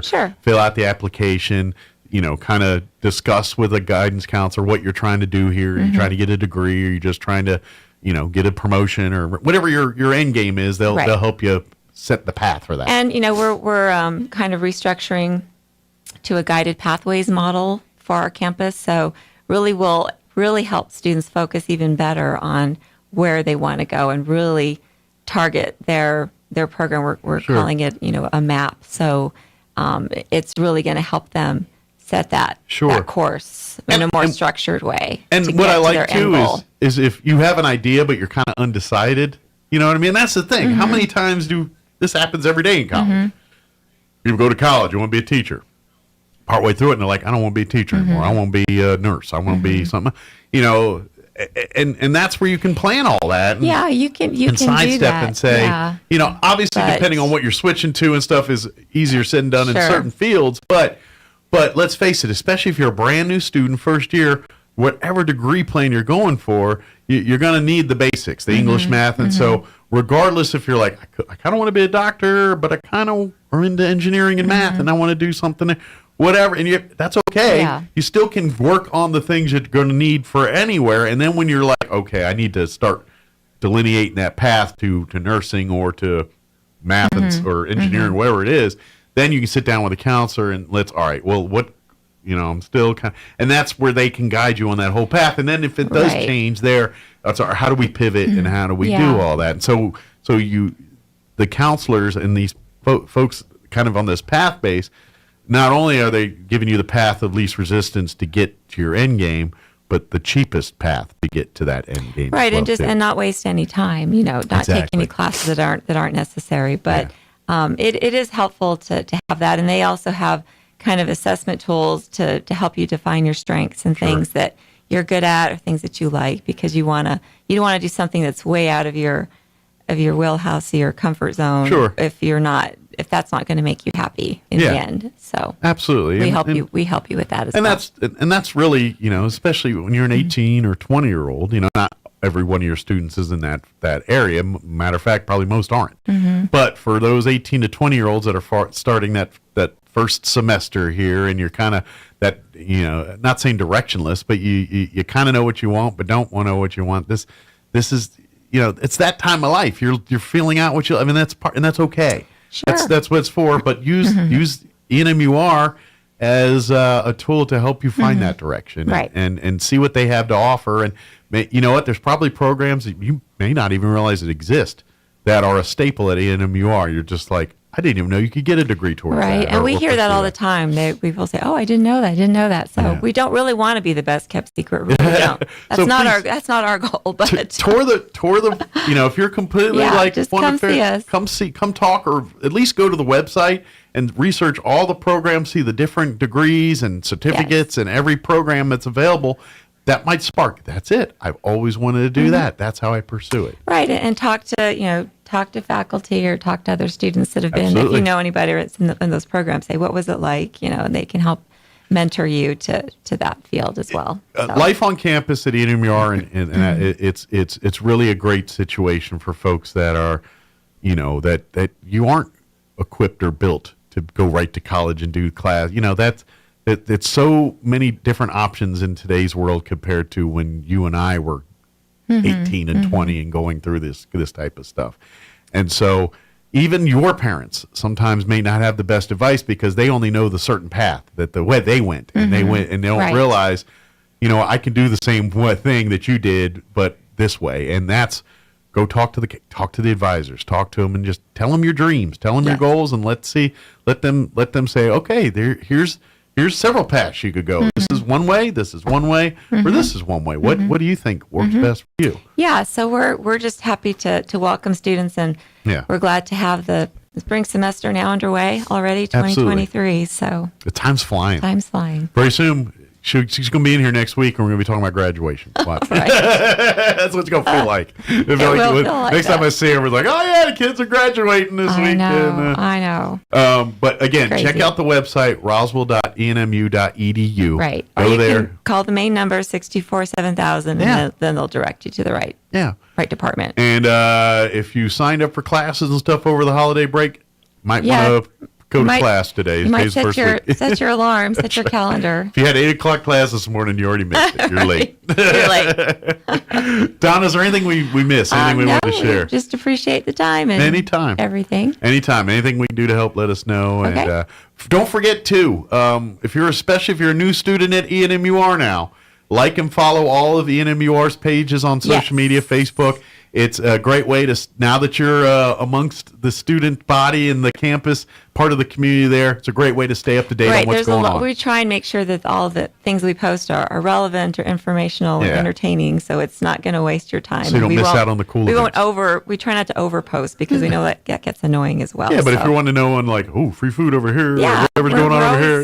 Trying to keep in touch with, there's so many things going on that we try and keep it all posted there as well. Social event over here. Come meet new students or come get some free swag. Free food, free swag is always good. Or when they do their little educational things, a lot of time they give away, scholarships and computers and all kind of stuff. Yep. So you don't want to miss out on any of that. That's all I'm saying. You don't. Well, thank you, Donna, as always. Thank you very much. Appreciate the visit, and I'm sure you got a million things waiting for you back at your office. Yes, I do. We'll let you get to that. Thanks. She's on her way. Don't just be patient, everybody. All right. So, thank you, Donna. Thank you.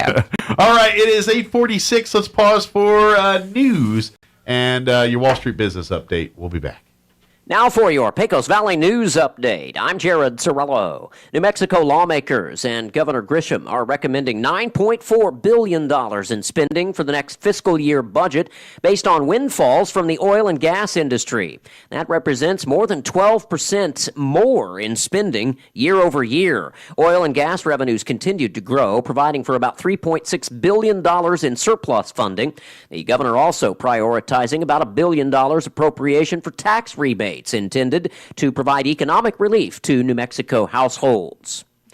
Roswell police have released body camera footage and a neighbor's surveillance video of a shooting involving officers. The video from last week shows the two officers approach 20-year-old Nicholas Acosta on a sidewalk in front of a home. Shortly after the officers make contact, Acosta pulls a large knife out of his waistband, ignoring repeated commands to drop the weapon from both the officers and a woman in the yard. As Acosta continues to approach the officers with the knife in hand, they open fire, killing him. You're up to date. I'm Jared Sorello reporting. With the Wall Street Business Report, I'm Bill Alexander. Treasury Secretary Janet Yellen will meet with her Chinese counterpart in Switzerland on Wednesday to discuss economic developments between the two nations. Strains between the world's two leading economies have been growing despite their trade ties. The Biden administration has blocked the sale of advanced computer chips to China and is considering a ban on investment in some Chinese tech companies. Toyota expects vehicle production to exceed pre-pandemic levels, forecasting output of as many as 10.6 million vehicles during 2023, a warning that the final shipments could be 10% lower if it is unable to procure enough parts. The newly issued target would be a significant jump from the planned 9.2 million vehicles that the automaker forecasts for the fiscal year through March. The stock market, commercial banks, and other financial institutions were closed on Monday for the MLK Jr. holiday. For the Wall Street Business Report, I'm Bill Alexander in Washington. You are 13.8% more likely to die on your birthday. Think about that the next time you want to celebrate your birthday month. Here's Mike Winters. Yeah, those people annoy me just a little bit. But those birthday month people, it's like, here, celebrate me. I'm like, you get a day. That's all you get. Anyway, good morning. It's 49 minutes after 8. Tamara Schubert joining us this morning from the Chaves County Extension Office. How are you doing today? I'm good. How are you? Good. I know New Year, kind of busy time for you. New Year and busy time. It's always busy Extension Office, but particularly in your department with getting ready for, the spring here and the cooking sensations and the getting ready for the diabetes prevention classes and all the stuff here. We're now in that time of year where everyone's turned their attention to this. We are. In fact, our Prevent T2 class started last week, so they have until the 24th to still join in. So you can still sign up right now. You've already missed a meeting or two, but you can still sign up. Yeah, jump in. So this is geared towards anybody that is at risk for diabetes or has been diagnosed pre-diabetic. Yep. And so it is a year-long program, but tons of information and goodies along the way. Absolutely. So do call us and get and again, signed this up for is that for one. pre-diabetic or at risk of. Yes. If you've already been diagnosed with diabetes, this class isn't for you. However, the extension office can help you out. There's lots of opportunities, and we'll tell you about that in a second. But this particular class that started is just for folks that when you went to your doctor and said, if you keep this up, you're going to get diabetes or you are pre-diabetic. If you don't change, by the next time I see you, we're going to need to do something for diabetes. And we want to avoid that as much as possible. So this is a great lifestyle change program, and it covers everything from sleeping and eating out and choosing foods at home and little ways to get active, things like that. And so it is very much a group activity.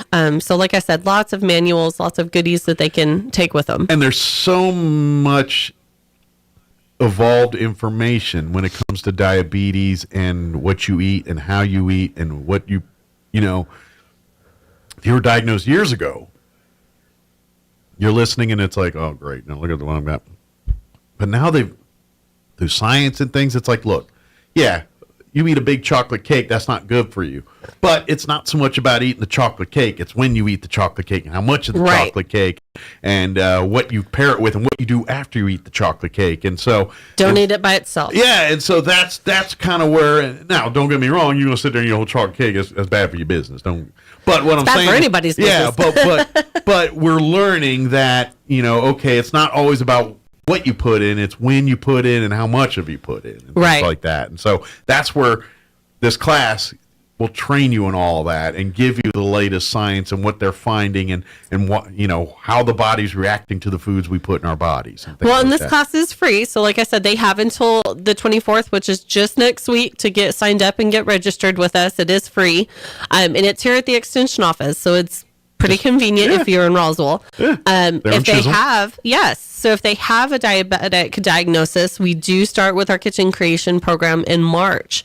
So they can also sign up for that one. That one's going to be in person on Mondays at 4:00. And I would imagine that class has got more exciting over the years because let's face it, 20 years ago, people didn't know what gluten-free meant. They didn't know. You know what I mean? There was, you get pizza, here's pizza, and now we know so much more, and there's so many alternatives, and it's a double-edged sword because there's so many options. You're not sure which one's the right one, and it's the class to teach you these things. But there's so many alternatives now to eating what you want and how much of it you want, and still do it healthy. That a class like this could be the difference between success and you just go on to your old ways and not live a healthy life and die eventually. Right. So with our diabetic kitchen creations classes, they do get several cookbooks. They actually get one geared towards New Mexico recipes, which we face, they're high in carbs. Absolutely. We've got tortillas, we've got chips, we've got beans. They're high in carbs foods. Absolutely. And so we have a recipe book that helps with that. That's just geared towards New Mexico recipes. Sure. And then they get one that's called the four ingredients. So if they're not big on cooking, these recipes they can handle as well. There's different combos of these 4 things that you can get. And that's where the fun part gets into it, where you can go back to enjoying food and meal and looking forward to it again and all that. Like I was telling them, and of course Sean kind of poo-pooed on my parade here a little bit, but but I was telling them when it comes to frozen pizza, like you go to the store and get frozen, I'm all in on cauliflower crust now. My mother-in-law who's celiac, she got me to eat a piece like back in Thanksgiving. I'm like, I like thin crust pizza. I was like, this tastes the same as just buying any frozen pizza. Don't get me wrong, I still prefer my pizzeria pizza and all that. And when you go out to eat a pizza, that's what you're having. But when you get frozen pizza at the house, you're heating up for dinner or lunch or whatever. Those cauliflower pizzas are aces. They taste just like a greasy old pizza that you eat, but but not nearly the carbs and all the other issues that you would have. Now, I wouldn't eat them every day, but it is those little simple changes that amazing they can make. alternative. You know, it's a difference. You're going to eat a whole frozen pizza.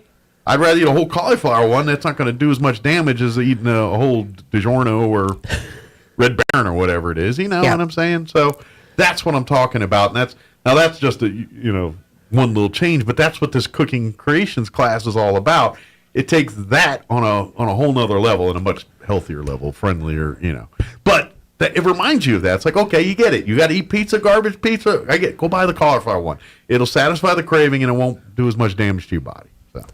Yeah, sometimes it's just the little things, the little changes, the substitutions that make a big difference. Yeah, and they are getting better in the world of those products. You know, low carb ice cream. That's one that to me, when those first came out, I'm like, I don't know if you call that ice cream. It's cold. That's about all. But now they start to taste like ice cream, and the consistency they got to work with a little bit. But taste wise and all that, it's advancing and it's getting better. And then of course, you're teaching how to make home recipes and things. So it's substituting. Okay, what instead of that loaf of bread, what can we use to replace that? Instead of that big old thing of tortillas, what can we do to make that a more diabetic or carb-friendly option? Because most of the time it is all about those carbs. Yeah. So finding substitutions or ways to reduce those in our meals is a great option for them. Yeah. And like you said, we live in an environment where beans and rice and Jesus Christ and beans and rice aren't best for diabetics. No, unfortunately not. But beans are a great source of a lot of stuff. So we're not saying don't eat beans. We're just saying maybe not only eat beans. Throw in some veggies with it or a piece of meat. Yeah. But there's the other thing too, and that's where you have to learn, because you get diagnosed and you're like, wait a minute, I can eat as much bacon as I want? Okay. Oh, no. And you're like, well, no, great. Now you're not worrying about diabetics, but guess what? You're going to stroke out here in a minute with all the cholesterol and everything. So that's the other unfortunate thing. You find out the foods you can have that are good for your diabetic, but and so you focus on, okay, well, I like bacon. Well, guess what? I'll eat a pound of bacon every day. And it's like, this is crash dieting. That's not a lifestyle. And this is where these classes can really correct it. Don't get me wrong. Bacon Fest is great to do once in a while, but you don't want to do it every day, all day. And yes, eating a piece of bacon for a diabetic is much better than eating a piece of crumb cake. That of the two, the bacon's much less evil than the pound cake or the Pop-Tart or whatever. So yeah, but at the end of the day, don't think bacon is this magic health food elixir that I can eat all the bacon I want and I'm going to live to 700. No, it's not going to happen. No. And that's where these classes help out. So what's the best way to sign up? Just call or come by the extension office? Come by or call the extension office, and we will get you on the list. Like I said, both of them are free. Okay. If they can't make it in person, there is a virtual one starting in February. So if you go to the NMSU Diabetes site, you can sign up for that one. Okay. But for any of the in-person ones, just give us a call at the office, and we'll get you on the list. Well, in this class, it's just now underway that you can start if you're pre-diabetic. The great thing about it is the support system. That's it's not just about going to the classes and learning what to eat, what not to eat, and how to lose weight or how to live healthier. It's that support system, because you are a group. And so together, when someone needs motivating to go exercise or to go, the group kind of works in concert with each other and gets you through that. Even answering the simple questions of, this doesn't work for me. Who's got other ideas of how it works or what is going on in their life that everyone's invested in each other's success, and it makes going through a lifestyle change like this, which it's hard. It's hard to change a lifestyle thing that you've been doing your whole life. I don't care what it is. It's hard to stop doing that and do something that appropriate or different, and so to have people that are doing it with you, to help you, to stumble together, to succeed together, it increases everyone's odds of it being a success at the end of the day. Correct. So that's why it's done that way. So I know a lot of us don't like necessarily being motivated by other people and things, but it really does. And when it makes a difference. It does make a difference, because We all hate eating it. Look, none of us are sitting there going, man, I love this rice cake. Oh, boy. Yeah, there's no one. I don't care who you are. There's nobody doing that, But we all understand that why, and so we do it together, and it's kind of fun. So that's all I'm saying. What else are we going to do before we run out of time here? So 4-H enrollment is still open. Okay.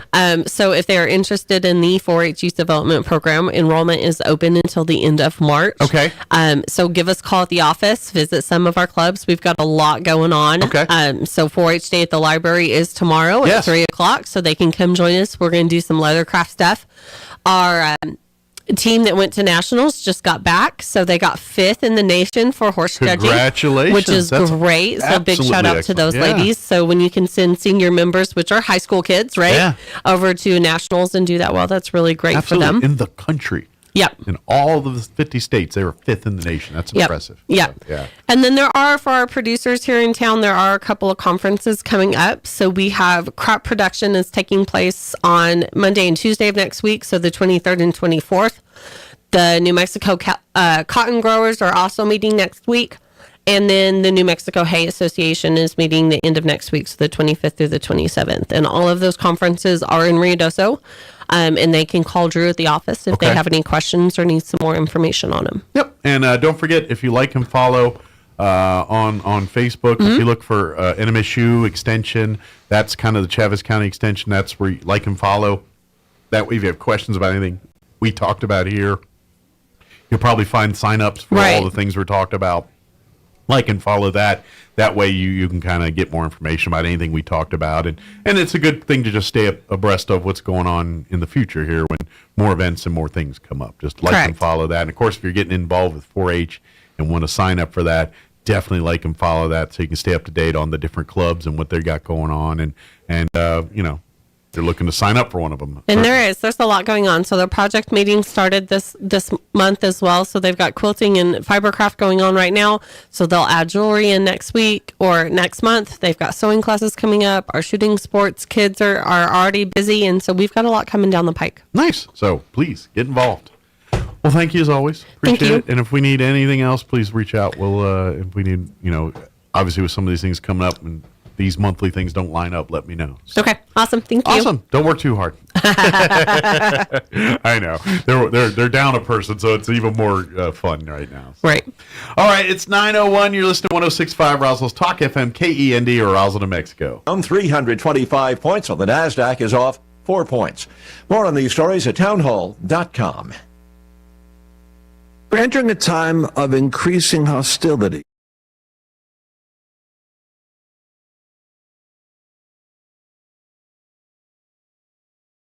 Everybody wants cheap airfare, but where do you find it? You call low-cost airlines. Their prices are direct from the airlines, and they're so low you can't find these fares published anywhere. They specialize in cheap flights, discount hotel rooms, cheap car rental rates, and great package deals anywhere around the world. Wherever you want to go, they can help you get there cheaply and with a best price guarantee. If you want the lowest prices on your airline tickets or other travel services, call now. That's right, call. That's the only way to get these rates. Experts are standing by 24/7 to get you the cheapest airfare and hotel rates available. So don't wait. Call right now for the lowest travel prices anywhere and for great last-minute travel deals too.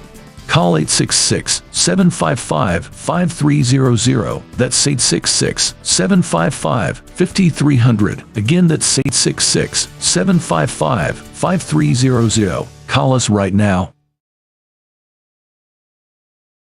Accusing the authoritarian leader of Belarus, Alexander Lukashenko, of taking revenge on those who stood up to him and stood for freedom in 2020. That's when Ms. Tikhanovskaya challenged him for the presidency of Belarus and then helped lead a giant wave of street protests when he declared a landslide victory. She had to flee abroad after she was threatened. Others who stayed behind were arrested. She's now facing 10 charges, including plotting to overthrow the regime, treason, and creating an extremist. The BBC's Sarah Rainsford. The man who was once Mexico's top security official in charge of fighting the drug cartels, standing trial now on charges of accepting millions of dollars in bribes from the powerful Sinaloa cartel. News and analysis, townhall.com.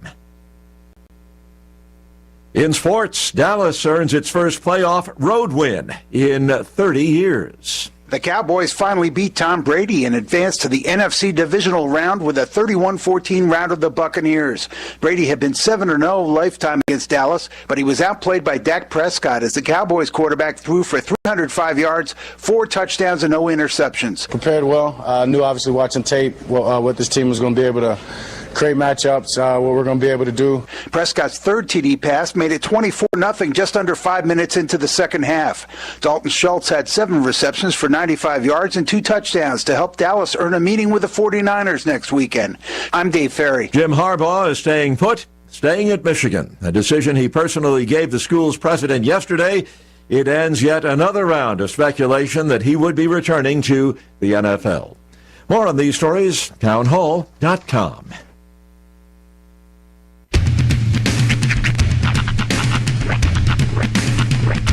What in the wide world of sports is going on here? I promise you, whatever scum did this, not one man in this force will rest for 1 minute until he's behind bars. Now let's grab a bite to eat. Yeah, come on. I feel the hot wind on my shoulder and the touch of a world that is older. I hit the switch and check the number. I leave it on and then I slumber. I hear the rhythm ringing through it. Flamenco guitar and cumbia music. I hear the talking of the DJ. The travel listen, what does he say? I'm on a Mexican radio. I'm on a Mexican radio. Broadcasting live from high atop the J.P. White Building in downtown Roswell, New Mexico. It's Mornings with Mike Winters on 106.5 Roswell's Talk FM. Is that what I sound like when I talk? Now, here's your host, Mike Winters. And good morning. It is 6 minutes after 9 o'clock. Welcome to hour number 3. Trace Inviernos. Mornings with Mike Winters right here on 106.5 Roswell's Talk FM. Happy Tuesday, everybody. Welcome to a cloudy day. Indeed. It's supposed to get a little windy this afternoon, perhaps. Yeah. Chance at some rain. That's what the clouds are hitting at. That's what they're saying. Like Saturday, we got a good chance, too. Like a 40% chance of rain on Saturday. Yeah. It's that time of year. It is only Tuesday, though. You know what happens. As the days progress, that'll get down. Cards subject to change. It'll say 30% tomorrow, like 20 by Thursday, and by Friday it'll be 10. That's how it normally works. Maybe I'm wrong, but I don't think I'm going to be. Happy Tuesday. So that's a weird fade out. Oh, hold on.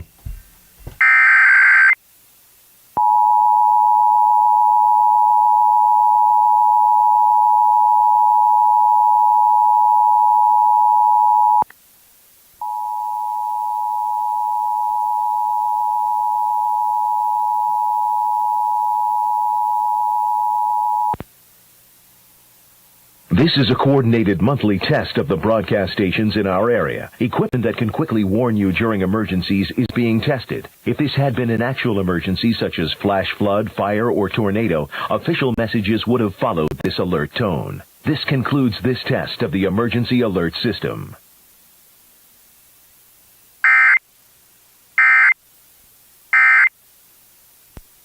And we're back. We're back. Coordinated test. Gurgle, gurgle. So, happy, what was that? Yes, we did. We got the test, Gene.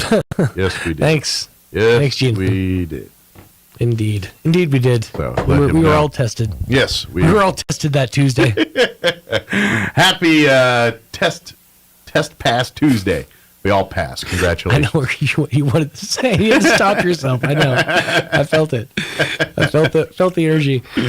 Felt the earth move. Happy. Holy. Anyways. You know what? I've talked so much about cauliflower pizza in the last hour. I've willed myself to want one. Dude, I have been hungry all morning, and I'm very mad. All I wanted was just simply some nuts and raisins. Yeah. That's all I wanted. Of course, I'm not going to eat the cauliflower pizza because my stomach is still not quite ready to handle grease, I don't think. Yeah, do cauliflower pizzas really get that greasy? Does when it's full of cheese and sausage. True. That is true. That is true. The sausage part, that's where I get you. I said I'm going healthier. I'm not, I'm still a savage. Healthy-ish. Ish. Mm-hmm. Official word of 2023-ish. Oh, man. Yeah, but I'm telling you, I'm all in on cauliflower pizza now. I don't know why. It's not bad. It really ain't bad. It's just, Now, if you're looking for other things you can do that are that lean towards healthy eating, have you tried chaffles? I guess I haven't. What's a chaffle? So chaffles are cheese waffles. Essentially, that's the breakdown of it. Basically, what you do is a waffle made out of cheese. It is. Hold on. So what you do, and this is when I was keto. You can't have bread, so I was constantly looking for a bread alternative, something you can use as something to make a sandwich with. Chaffles became that go-to. What it is you simply take whatever kind of cheese you like if it's Monterey Jack, whatever. You take a handful of that, you put it inside of a waffle maker. So shredded cheese, and you crack an egg, and you mix the yolk up, whatever, like scramble it a bit, pour it in there, close the thing up, let it do its thing, come back. It is a perfect sandwich replacement. Now, greasy, yes, absolutely greasy. But if you're looking to cut down on carbs, chaffles are phenomenal. Okay. I used to get screamed at because I ruined our waffle maker. I'm about to say, this is probably not good for a waffle maker. So because I ruined our family waffle maker. Yeah. But then what I did was I got or was gifted a mini waffle maker over up at the Walmart. They sell these little mini. So you ruin your own waffle maker. These mini waffle makers, which was great because they're perfect. Like it made sandwich size. Yeah, sandwich sized chaffles. So I would make chaffle sandwiches all the time, but I would also make sweet chaffles because like you do the same thing with like cream cheese. So then you can do like a chocolate chaffle. So but most of mine would have like onion, garlic powder, and then like Monterey Jack cheese, and then the egg and all that. The best way to do it, you could always just put it on the waffle maker itself, but the best way to do it is just to mix it beforehand and then put it on there batter style. Gotcha. So like I would mix an egg and kind of like how you pour waffle batter on it. Exactly. Yeah. Waffle maker. You could if you wanted to be a savage about it, just do it, mise en place or whatever. But it's just easier to mix it up like a batter. Yeah, I'm weird. Well, at least people tell me I'm weird. I don't know if I am, but I feel like when I do my regular waffles, I have to fry an egg and put it on top with the syrup and sausage. Really? Fried egg yolk with the syrup and the which I like a good. To me, is my way to do it. Most people look at me like I'm a sicko. No, not I at all. love it. I love it. All. That's the thing is, I watched somebody make the best style over easy egg I have ever seen in my entire life. So what they did, they cracked the egg, they put it into the pan. While it was cooking, they took the yolk out of the pan, let the white cook, okay, then place the yolk back in, put it in the oven for 10 seconds, and then took it out.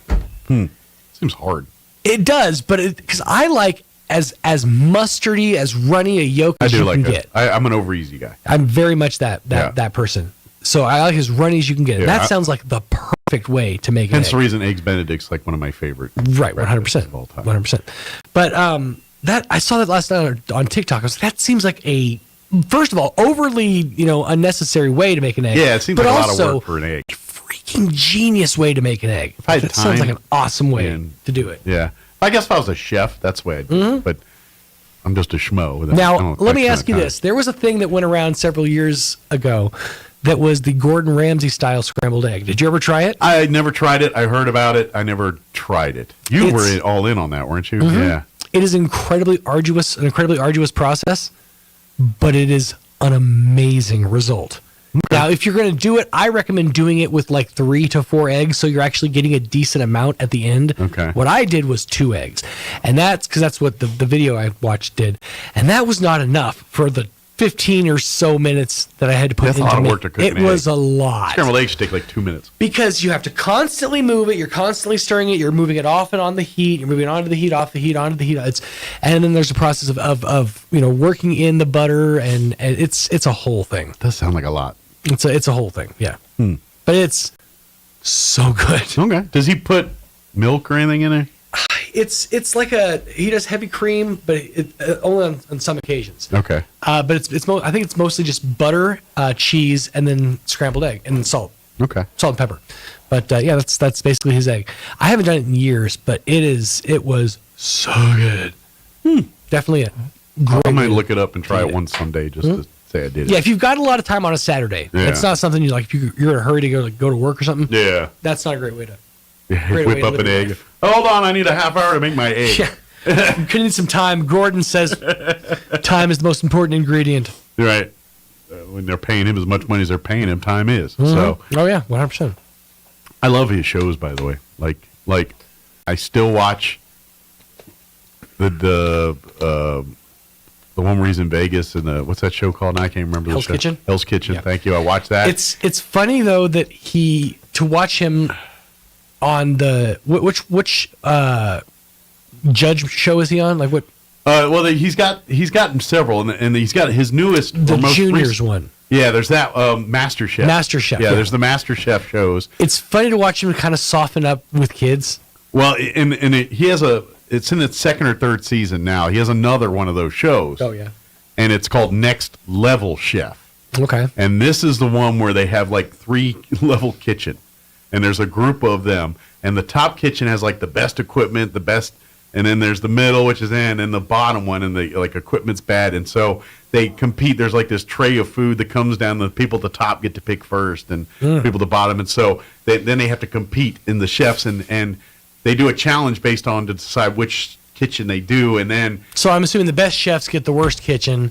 Well, no, it's the opposite. You go if you had the See, that doesn't seem fair though. Well, at some point, everyone's in the bad kitchen. Right. It Well, just works out. that Okay. way. I was like, that doesn't seem fair. Yeah. It's like if you're gonna give, But you got to compete to get into the good kitchen. Right. Is what it is. And because so, it's like if you're gonna give the good chefs the advantage, then that and their always teams, seems like a one-sided like show. at first they're teams. Sure. So if you might have a great chef, but the team's not good, Right. it's probably in the bottom kitchen at some point. Now, as the game progresses, and it goes from teams to individual, but kind of like Chef Ramsay's other game shows, but same concept. They And figured out a way to they're put. getting ready to do a new season of that one here in the next couple of weeks. They so. figured out a way to make the caste system just in food form. Yeah, it is. It's kind of but again, I'm just sitting there like a rube watching and enjoying it. So I love. Yeah, 100%. I even watch his little explorer show he goes on once in a while, Uncharted or something like National Geographic, and it's Gordon Ramsay going to like Nepal and eating. Goes into like Nepalese and just cranks out Nepalese food like he knows what he's doing. Right. All that stuff. And it's Bourdain, but it's the Bourdain like thing, but a little different. Sure. With his personality. Yeah.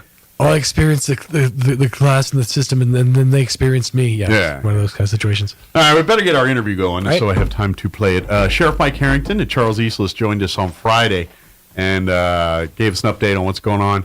And we talked a little bit about, I think it was more in our thing, but what led from this interview is we're going to get the sheriff in here eating hot food, and we're going to try to get some of our friends to help us out on that one. So, but anyway, we're going to play that interview for you in just a bit. Before we do any of that, though, let's take a look at your weather. I'm meteorologist Steve Hamilton with your Pecos Valley weather. Low pressure moving across northern New Mexico today, and that may bring us a shower or two. Our afternoon high about 60, and skies will be cloudy, and that wind kicking up to about 30 miles an hour.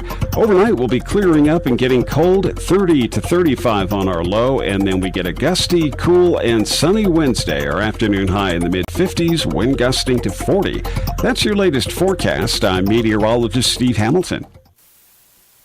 Thank you, Steve. Currently, Everybody wants cheap airfare, but where do you find it? You call low-cost airlines. Their prices are direct from the airlines, and they're so low you can't find these fares published anywhere.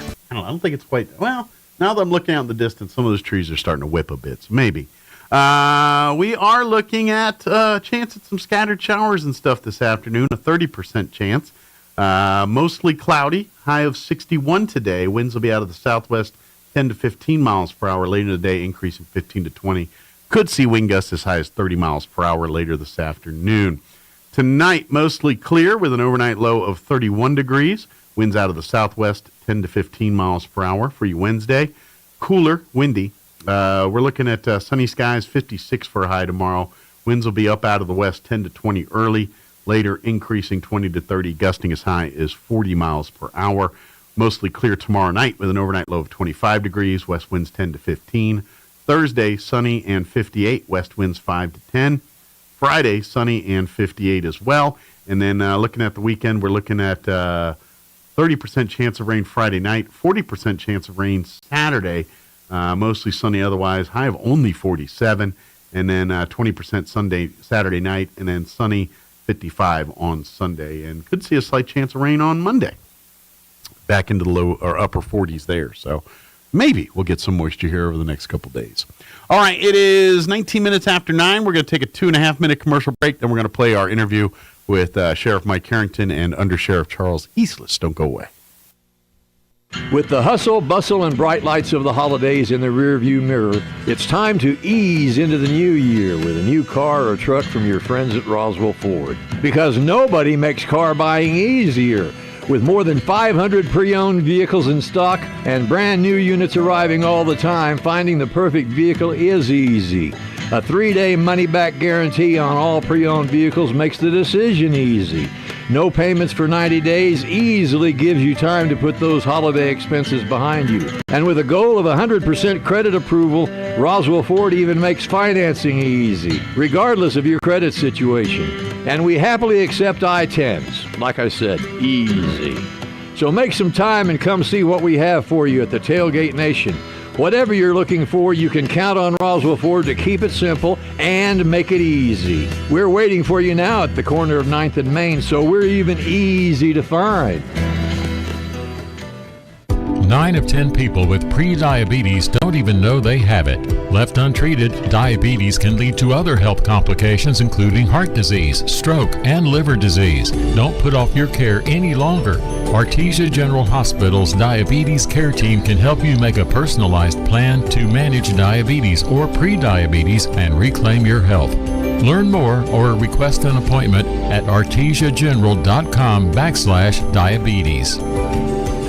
Hi, I'm Dr. Keon at Carabelli Dental. Same-day smiles are what we do. My passion is helping patients chew, talk, and live with confidence. That's why I'm one of the few doctors in the U.S. who can create beautiful same-day smiles with the latest digital implant technology. This procedure is life-changing. Just ask Sean. Hi, I'm Sean.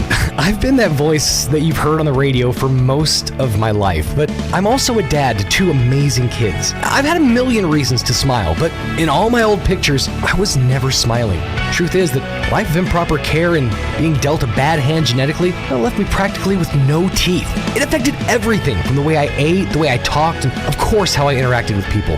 And that's where Dr. Keon and Carabelli stepped in. They eased my fears. They explained every step of the process in a way that I could understand, and they made me feel almost like I was part of the team. And now I can't stop smiling. I have so much more confidence, and I love looking in the mirror now. I can't explain how much of a difference Dr. Keon's dental implant process made for me. Our team can help you find your smile too. Come see us at Carabelli Dental, 575-622-4455. A Greek-Canadian man invented the Hawaiian pizza. His name was Tex Colorado, and he's from Detroit.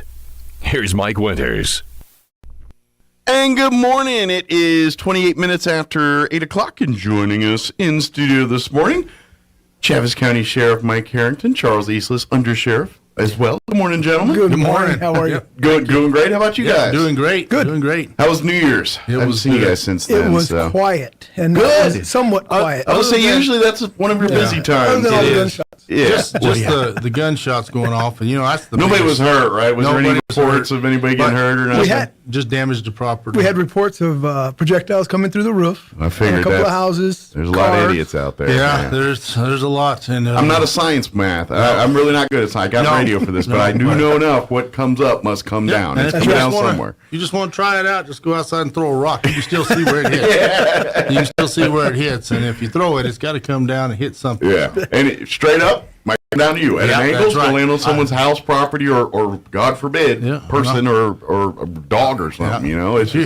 It's just dumbness. I would rather them shoot it off straight in the air. That way it does come back down to have a chance at them and not at anybody else. Get your angles right. Yeah, get your angles Take a geometry class. Yeah. But that was our biggest thing that night, and then also just the people calling in about the fireworks and everything else after what you did. So you have the midnight hour. Sure.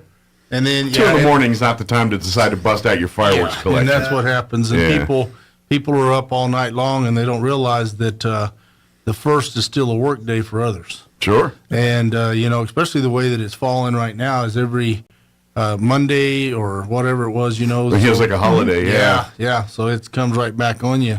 So it's crazy right now with people.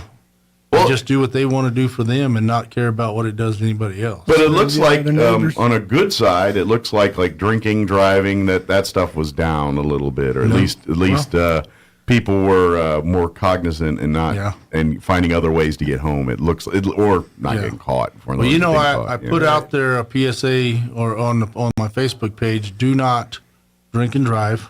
And I put it out, and 30 minutes later, we got our first DWI.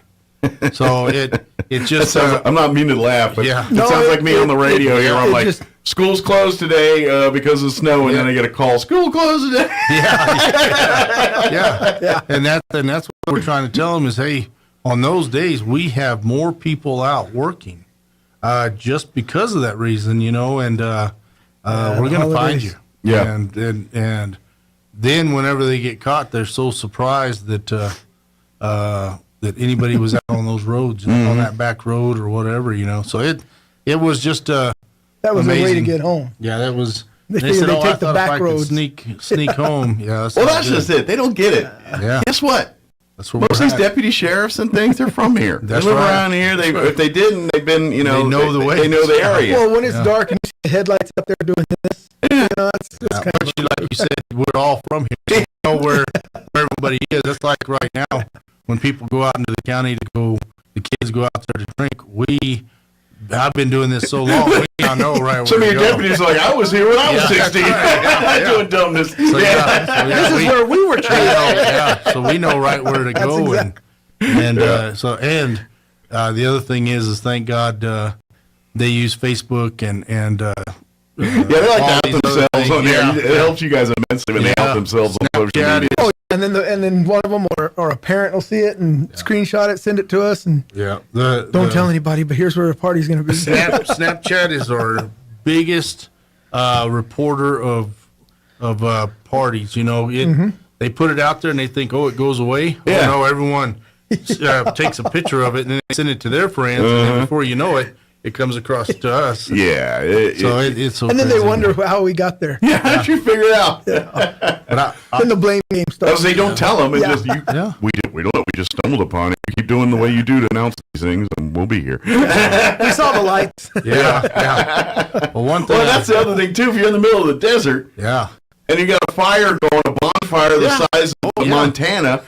You call that a clue? I mean, how'd you find me? Someone's going to figure that one out. I actually had a call like that. Who told you we were here? Well, I could smoke see signals, the glow. right? Yeah, you could see the glow. Looked like the sun was setting over here. The hills were on fire. Looked like an atom bomb went off over here. So it's pretty crazy. But we've been busy. We've gone up to the academy in Hobbs, and we've got 4 deputies enrolled in that now. Great. And so what's that put you at as far as staffing wise? So the numbers and all that. Right now, with what we have hired, we have 4 positions left. Okay. Of course, it's attrition, man. As soon as they fill the 4, 3 more retire. Yeah. It's just it's always a constant cycle really there. is. So, And so just we're- because when they fill 4 more likely, opening's going to happen very We're soon. getting one from one agency, and one of ours is going to another, and it just And luckily for us this time, we're hiring a lot of uncertifieds that mean that they have 25 years to do this job. And they are coming into this. They're so eager. They're so ready to learn.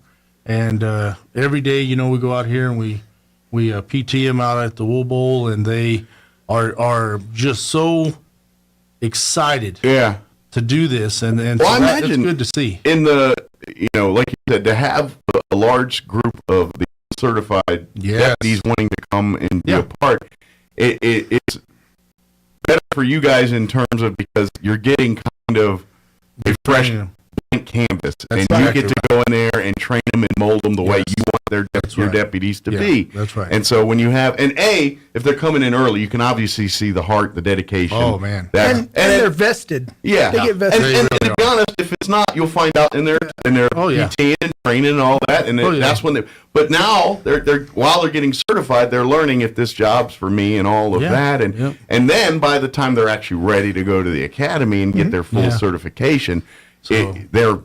It's second nature. It's old. So it's just part of their life at that point. That's one of the things where we have that luxury right now, where before you used to come on, and in this department, and I know, you would go straight out to working. Mm-hmm.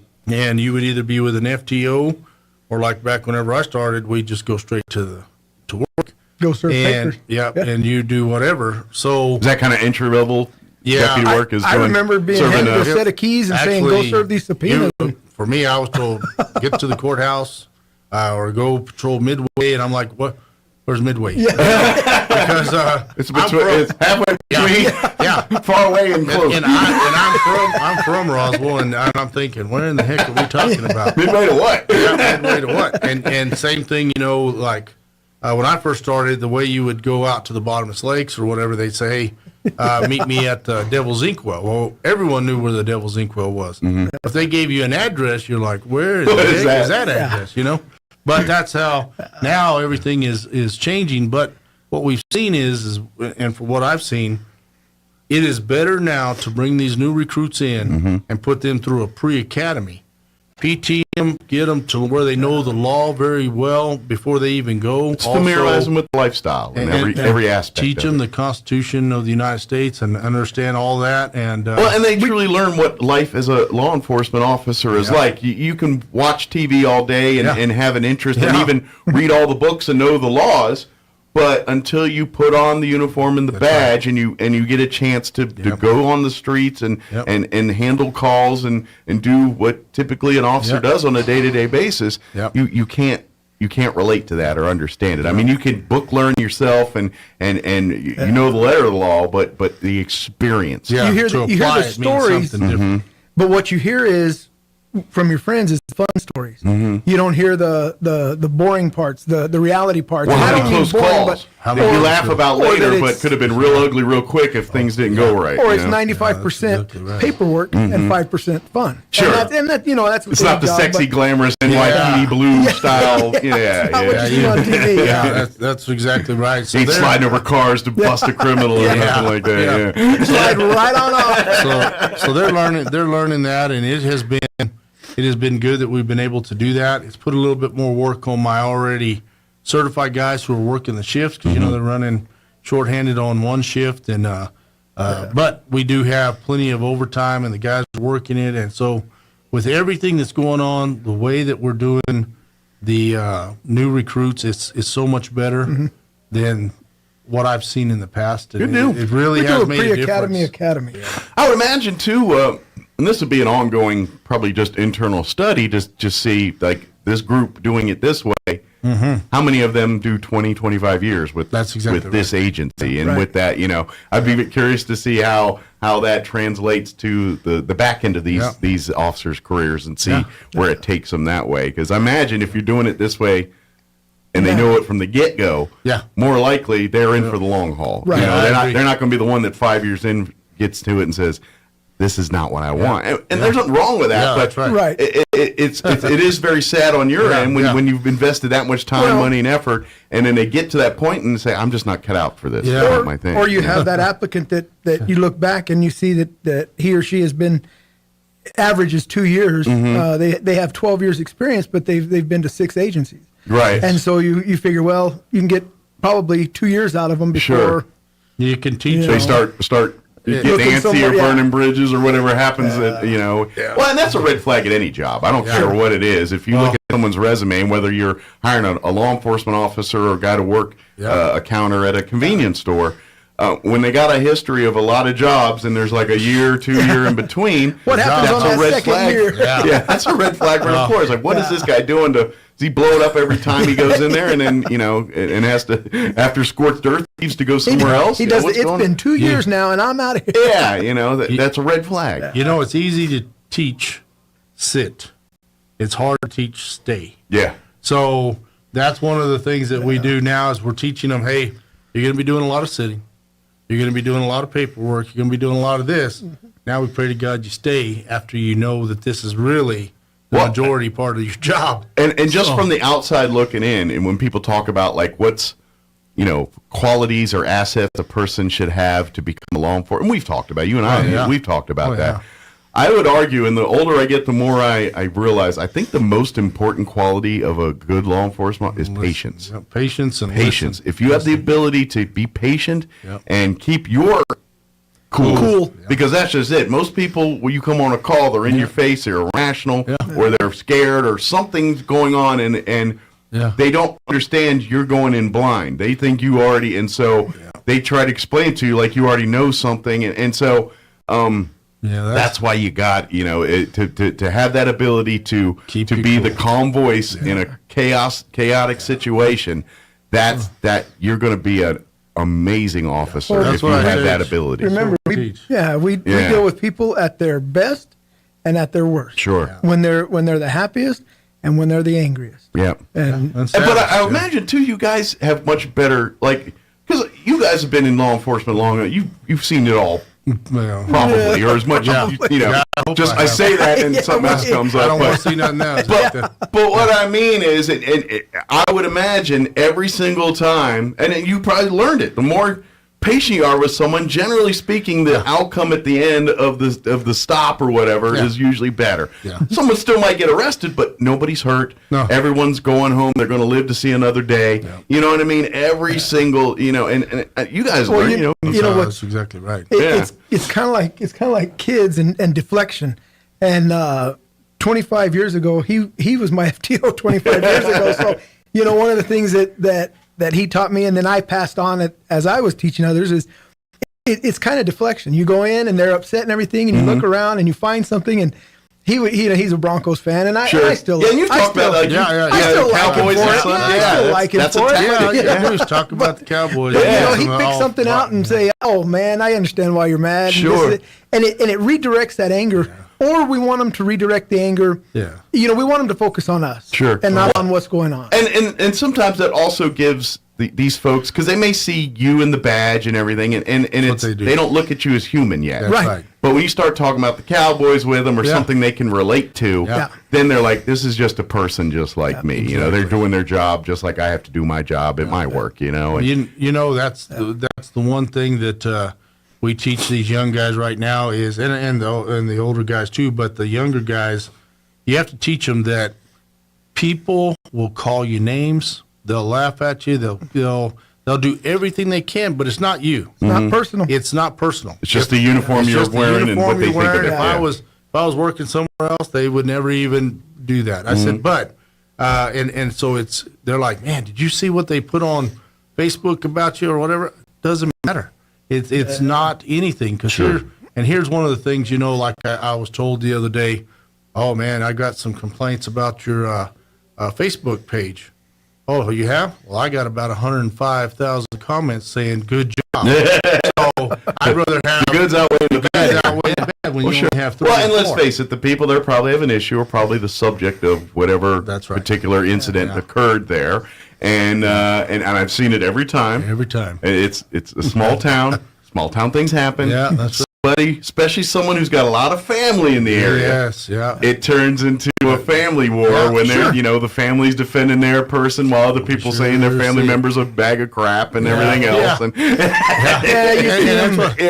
happens every time. I see it every time. They're like, why do you allow that to happen? Well, it's not that I'm allowing it to happen. People can comment.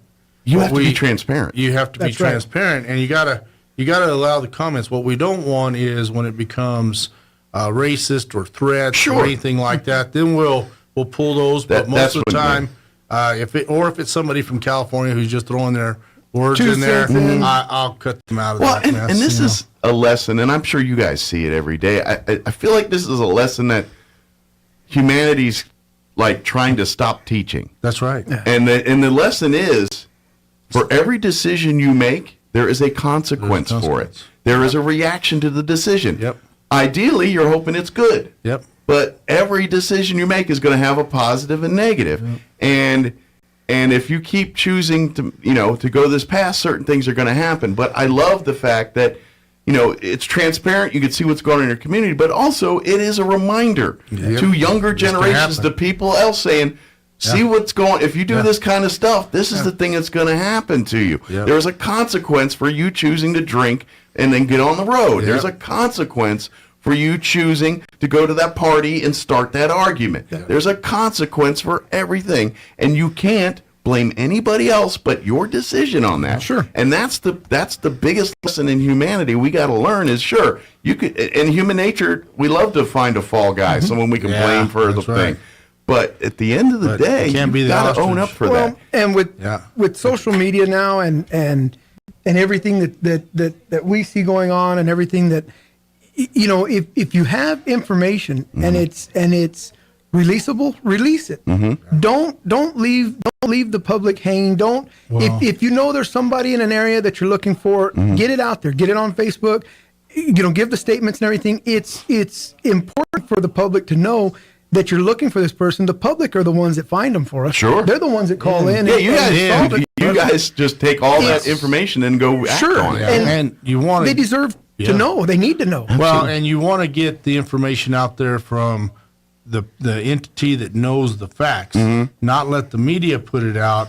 They can sway it whichever way they want, or rumors on Facebook, or rumors, or everything else. And so there's so much information that starts to come out right away. It starts to cloud the investigation in a sense, because people now are calling. But if you put it out there directly and say, "Hey, we just had a robbery at this location. We're looking for this car." Yeah. There's people driving that say, "Hey, I just seen that car." Yeah, I was just in the area that guy headed this way. That's yeah, right. absolutely. And so it is very important for us, but it's also important for the public to know, hey, there's a man who just carjacked a car. Hey, if you got family in the area, give them a heads up. Something's going on, and be on the lookout. Be careful, or maybe stay inside for a little bit. Sure. He just carjacked this car, and now he knows we're looking for that car. He's going to stop and carjack your car. Or at best yet, just hang out outside. If you see it, give the update to the police. Say, hey, I just saw it, went right by my business, my house, whatever it is. But and that's how you guys. I mean, I don't know. I keep going back to the ride along I did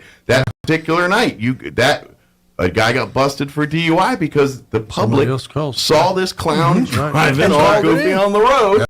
And they call the sheriff. The next thing you know, we're us and it was with the county sheriffs, the RPD. There was several cops ready to take care of this because the public called in and told. The truth of that is that 99% of our DWI arrests come from that.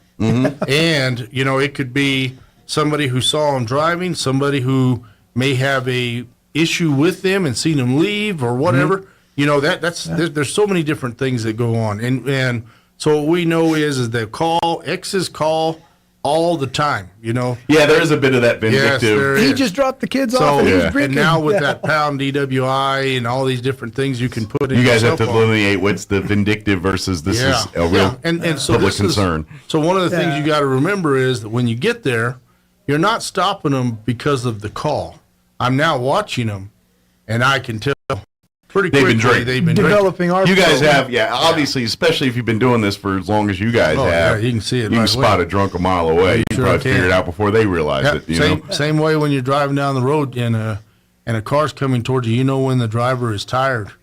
And what I'm so thankful for, and I would pray that they put them in every car, is the one that keeps the car within the lane. Oh yeah, dings at you or whatever. Yeah, my wife's car does that. I got Jeep's not that fancy, but my wife's car does mine ain't my truck either. But same thing with my wife's Jeep. But so if you're going and it won't let you go outside the lane, and then if you get close enough to a car, it actually slows you down. Yeah. So so hey, that's all right. I love them. Just don't become reliant on them. No, don't become. You are the driver. You're in control of the vehicle. But it sure keeps head-ons from happening. We don't need a couple. Put it on autopilot. Yeah, no autopilot Teslas crashing into things and stuff. So that was the other thing is that we have a 3-day weekend starting today. Yes, with the MLK weekend. Yeah, yeah. Martin Luther King weekend, and so the group that is coming from Texas down 380, and the group that is going to Texas from Roswell, New Mexico, or Ruidoso or wherever, everyone from Ruidoso goes to Texas. Everyone from Texas goes to Ruidoso. That's how it works. They trade cabins or whatever. Yeah, they just trade locations. But yeah, so what we have though right now is, and I just saw on social media a car passing a truck.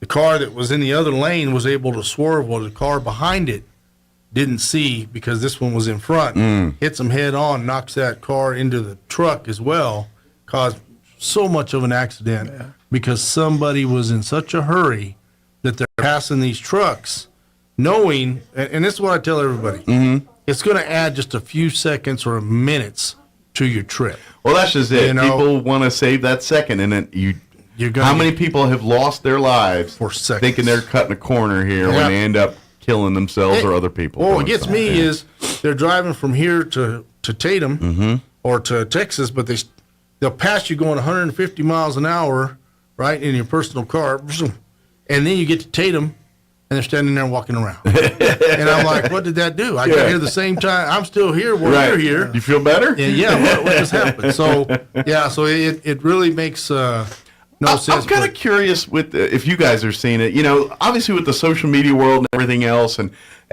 you see it bigger in Europe and areas like that. But a lot of people putting like dash cams in their cars. There's a lot. You know, Absolutely. is that something that you guys are seeing more and more of? Is locals here put dash cams? Walmart has them. Their cheapest one is $20. That's amazing. But I see them all on Twitter all the time, like people reporting goofy, and usually it's European stuff. But I was just curious. Those are the most interesting. Motorcycles are popular. They make them for helmets. Yeah, the helmet cams, but that gives you guys the whole story a lot of times in an accident, and definitely probably change a lot of perspective. It also shows you that the person who puts that camera in the car sometimes becomes the vigilante.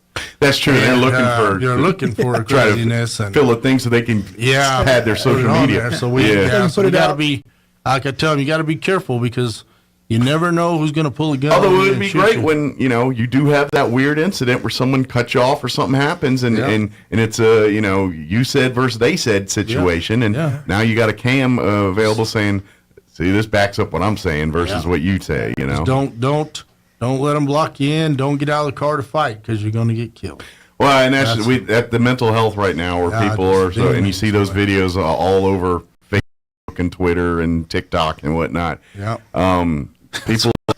People just are mentally not dealing with the people or putting up and I get it. Yeah. I want to punch a lot of people too, but just going from Roswell to Artesia, I've almost got hit like coming into Artesia where the little roads there are on 26th and 13th. Cars pull out on you all the time, and you and it's to me wanting to beat them up. Yeah. My heart has to stop beating so fast. Plus, you're like that, you're grabbing the steering wheel because you just had to avoid a crash. Right. Heck, the last thing I'm thinking about is fighting the guy. I'm like that, Jesus, man. I'm that guy in the car you don't want to be with because I'm calling them every name in the book. Oh yeah. I'm inventing names. Yeah. It is not pretty. I'm wishing medical conditions on these people. I'm looking for my blood pressure meds. I hope you get cancer. I'm all like that. One of the things you touched on it just a second ago, but the mental health, it's unfortunately we've seen a real influx of homeless and people that have come from Albuquerque and the surrounding areas. I've heard we've had out-of-towners come in here. And you see them walking down the street talking to nobody or swinging a stick at nobody or doing these things. And the reality is we unfortunately they closed our mental health facility here years ago. So that's kind of where we're seeing a lot on the streets here. So one of the things that one of the big trainings that we're doing for the deputies and especially the new deputies is the mental health training and how to address them and how to deal with them. Exactly. We went up to Albuquerque. All of the admin went up to Albuquerque, went through a week-long class and a train the trainer class, and where they had scenarios and things.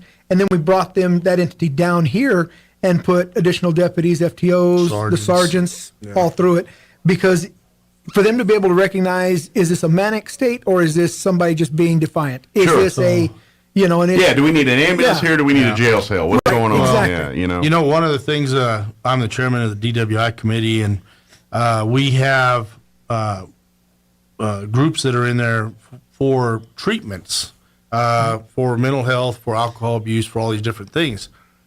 The problem isn't having the facilities to treat them. It's to get them to the facility. Yeah. So they get them in there because we'll take them into Sunrise and we'll get them there. They give them the pills. Well, can they do? There's nothing mandating them to be there. They're voluntarily can leave at any time. Well, right? unless we do a committal. Then that's called an involuntary. So then they'll do a Okay. 72-hour hold on them. But what they do is they get them on their medicine, they stabilize them, and they say, okay, you need to take this pill every morning.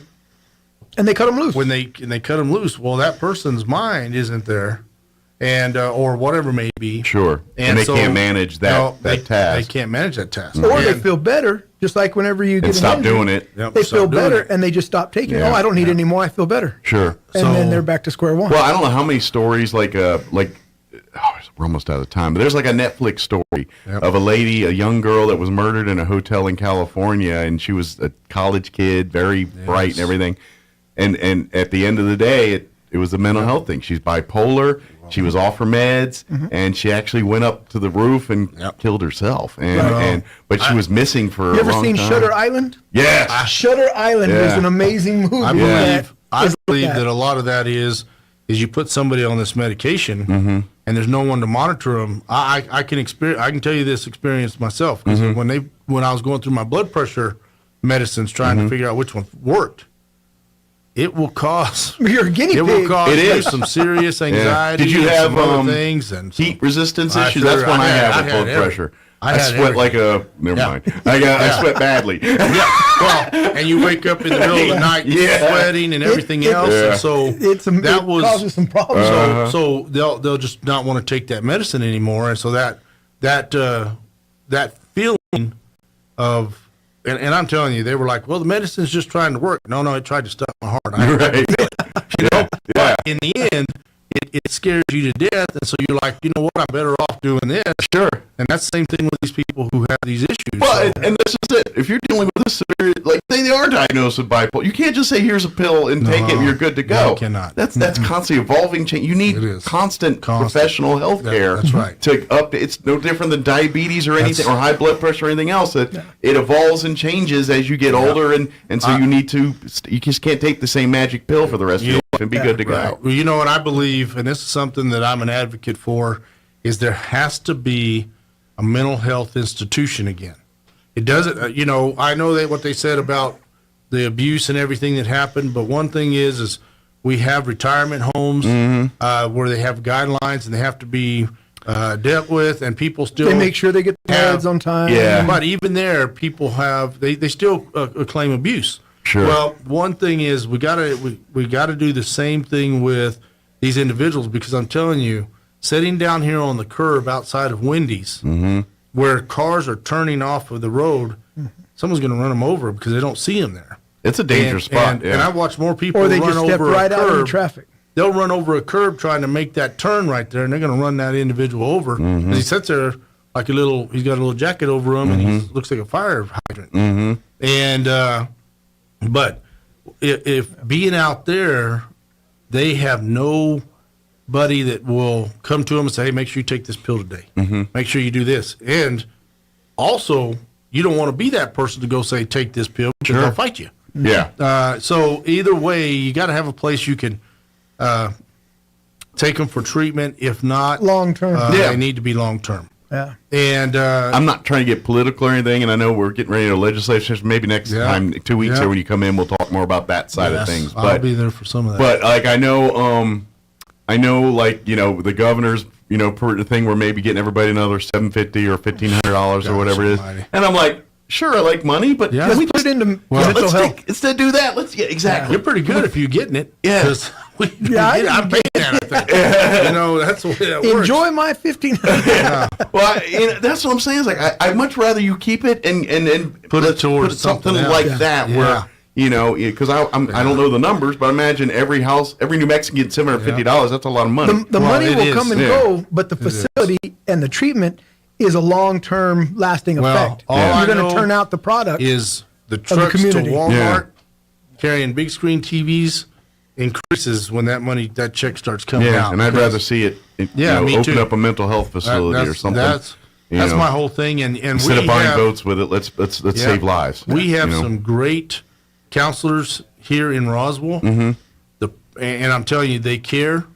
There's just the people just that need the help don't go. Yeah, and there's some older folks that are now living on their own that need help as well. And the system is so crazy to me.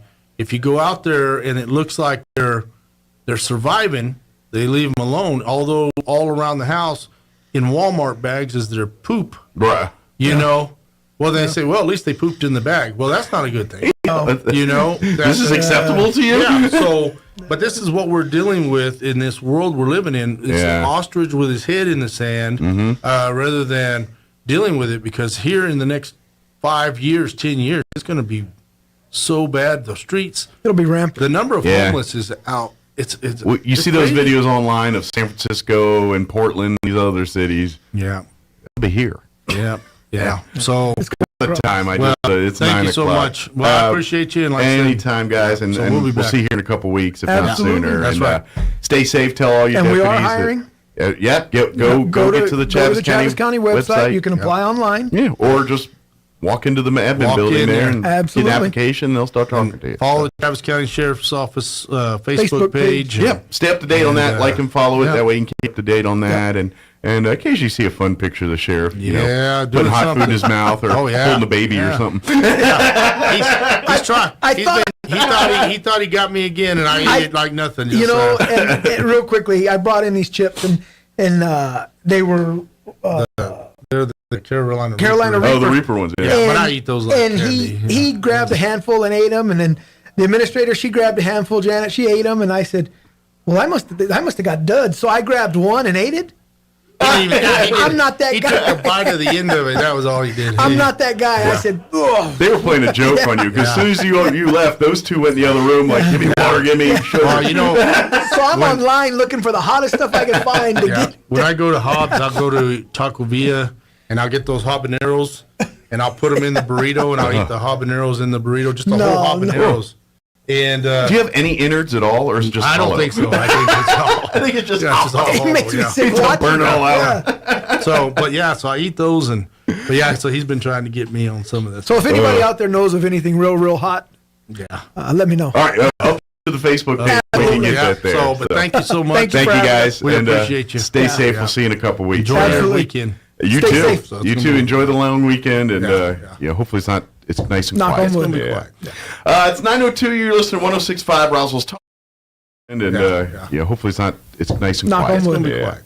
It's 9:02. You're listening to 106.5 Roswell's Talk FM, KEND, Roswell, New Mexico. We're going to join you in progress with Town Hall News. To protect and steward what God has given you. For example, record high inflation is going to continue to eat away at the dollar, and the savings of your retirement account is in danger. Fortunately, God does provide a way. To protect your retirement, I recommend diversifying your 401k or IRA out of paper and into now physical for your gold. Pecos Valley News And the best way to do that is with a gold IRA. New Mexico lawmakers and Governor Grisham are recommending $9.4 billion in spending for the next fiscal year budget based on windfalls from the oil and gas industry. That represents more than 12% more in spending year over year. Oil and gas revenues continued to grow, providing for about $3.6 billion in surplus funding. The governor also prioritizing about $1 billion appropriation for tax rebates intended to provide economic relief to New Mexico households. Roswell police have released body camera footage and a neighbor's surveillance video of a shooting involving officers. The video from last week shows the two officers approach 20-year-old Nicholas Acosta on a sidewalk in front of a home. Shortly after the officers make contact, Acosta pulls a large knife out of his waistband, ignoring repeated commands to drop the weapon from both the officers and a woman in the yard. As Acosta continues to approach the officers with the knife in hand, they open fire, killing him. You're up to date. I'm Jared Sorello reporting. This is the owner of Trustmark Roofing, and nothing makes us happier than telling our customers no. As in, no pricing games. We give you a guaranteed price, and then we stand by it. No surprises, no gotchas. No obscurity. We don't just tell you what's wrong with your roof. We record our inspections and show you. No lemons. We install premium roofing materials from top brands like Owens Corning. No shortcuts. We're in the 2% of roofers with the Owens Corning Preferred Contractor Certificate for our local area. This means we offer precision installation and the longest warranties. Want a beautiful new roof that's built to last? Choose Trustmark Roofing, the roofer that loves to tell our customers no. For an estimate, call us at 575-755-ROOF or find us online at trustmarkroofpros.com. Trustmark Roofing, we put people first. Pressure Services LLC in Artesia has immediate openings for experienced vacuum truck, kill truck, and hydrovac operators. Operators must hold a Class A CDL or Class D CDL, at least 2 years of experience, and be at least 25 years of age. All positions require a clean driving record and must be able to pass a DOT drug and alcohol screen. Pressure Services offers great pay with IRA benefits and employer contributions toward health benefits. Please apply in person at 402 West Main in Artesia, inside the Age Safety Facility. Equal Opportunity Employer. The numbers don't lie. Crime is up in southeastern New Mexico. In 2021, Roswell had almost 40 crimes per 1,000, including larceny, assault battery, burglary, motor vehicle theft, robbery, and homicide. These days, the best defense you can get is having a locally owned company install the best security system available. That's Xena Security Services. They offer real security solutions for your home and business. When it comes to your safety, you need a locally owned, locally minded security company at your defense. Call Xena Security Services today. 575-626-3521. 575-626-3521. I'm meteorologist Steve Hamilton with your Pecos Valley weather.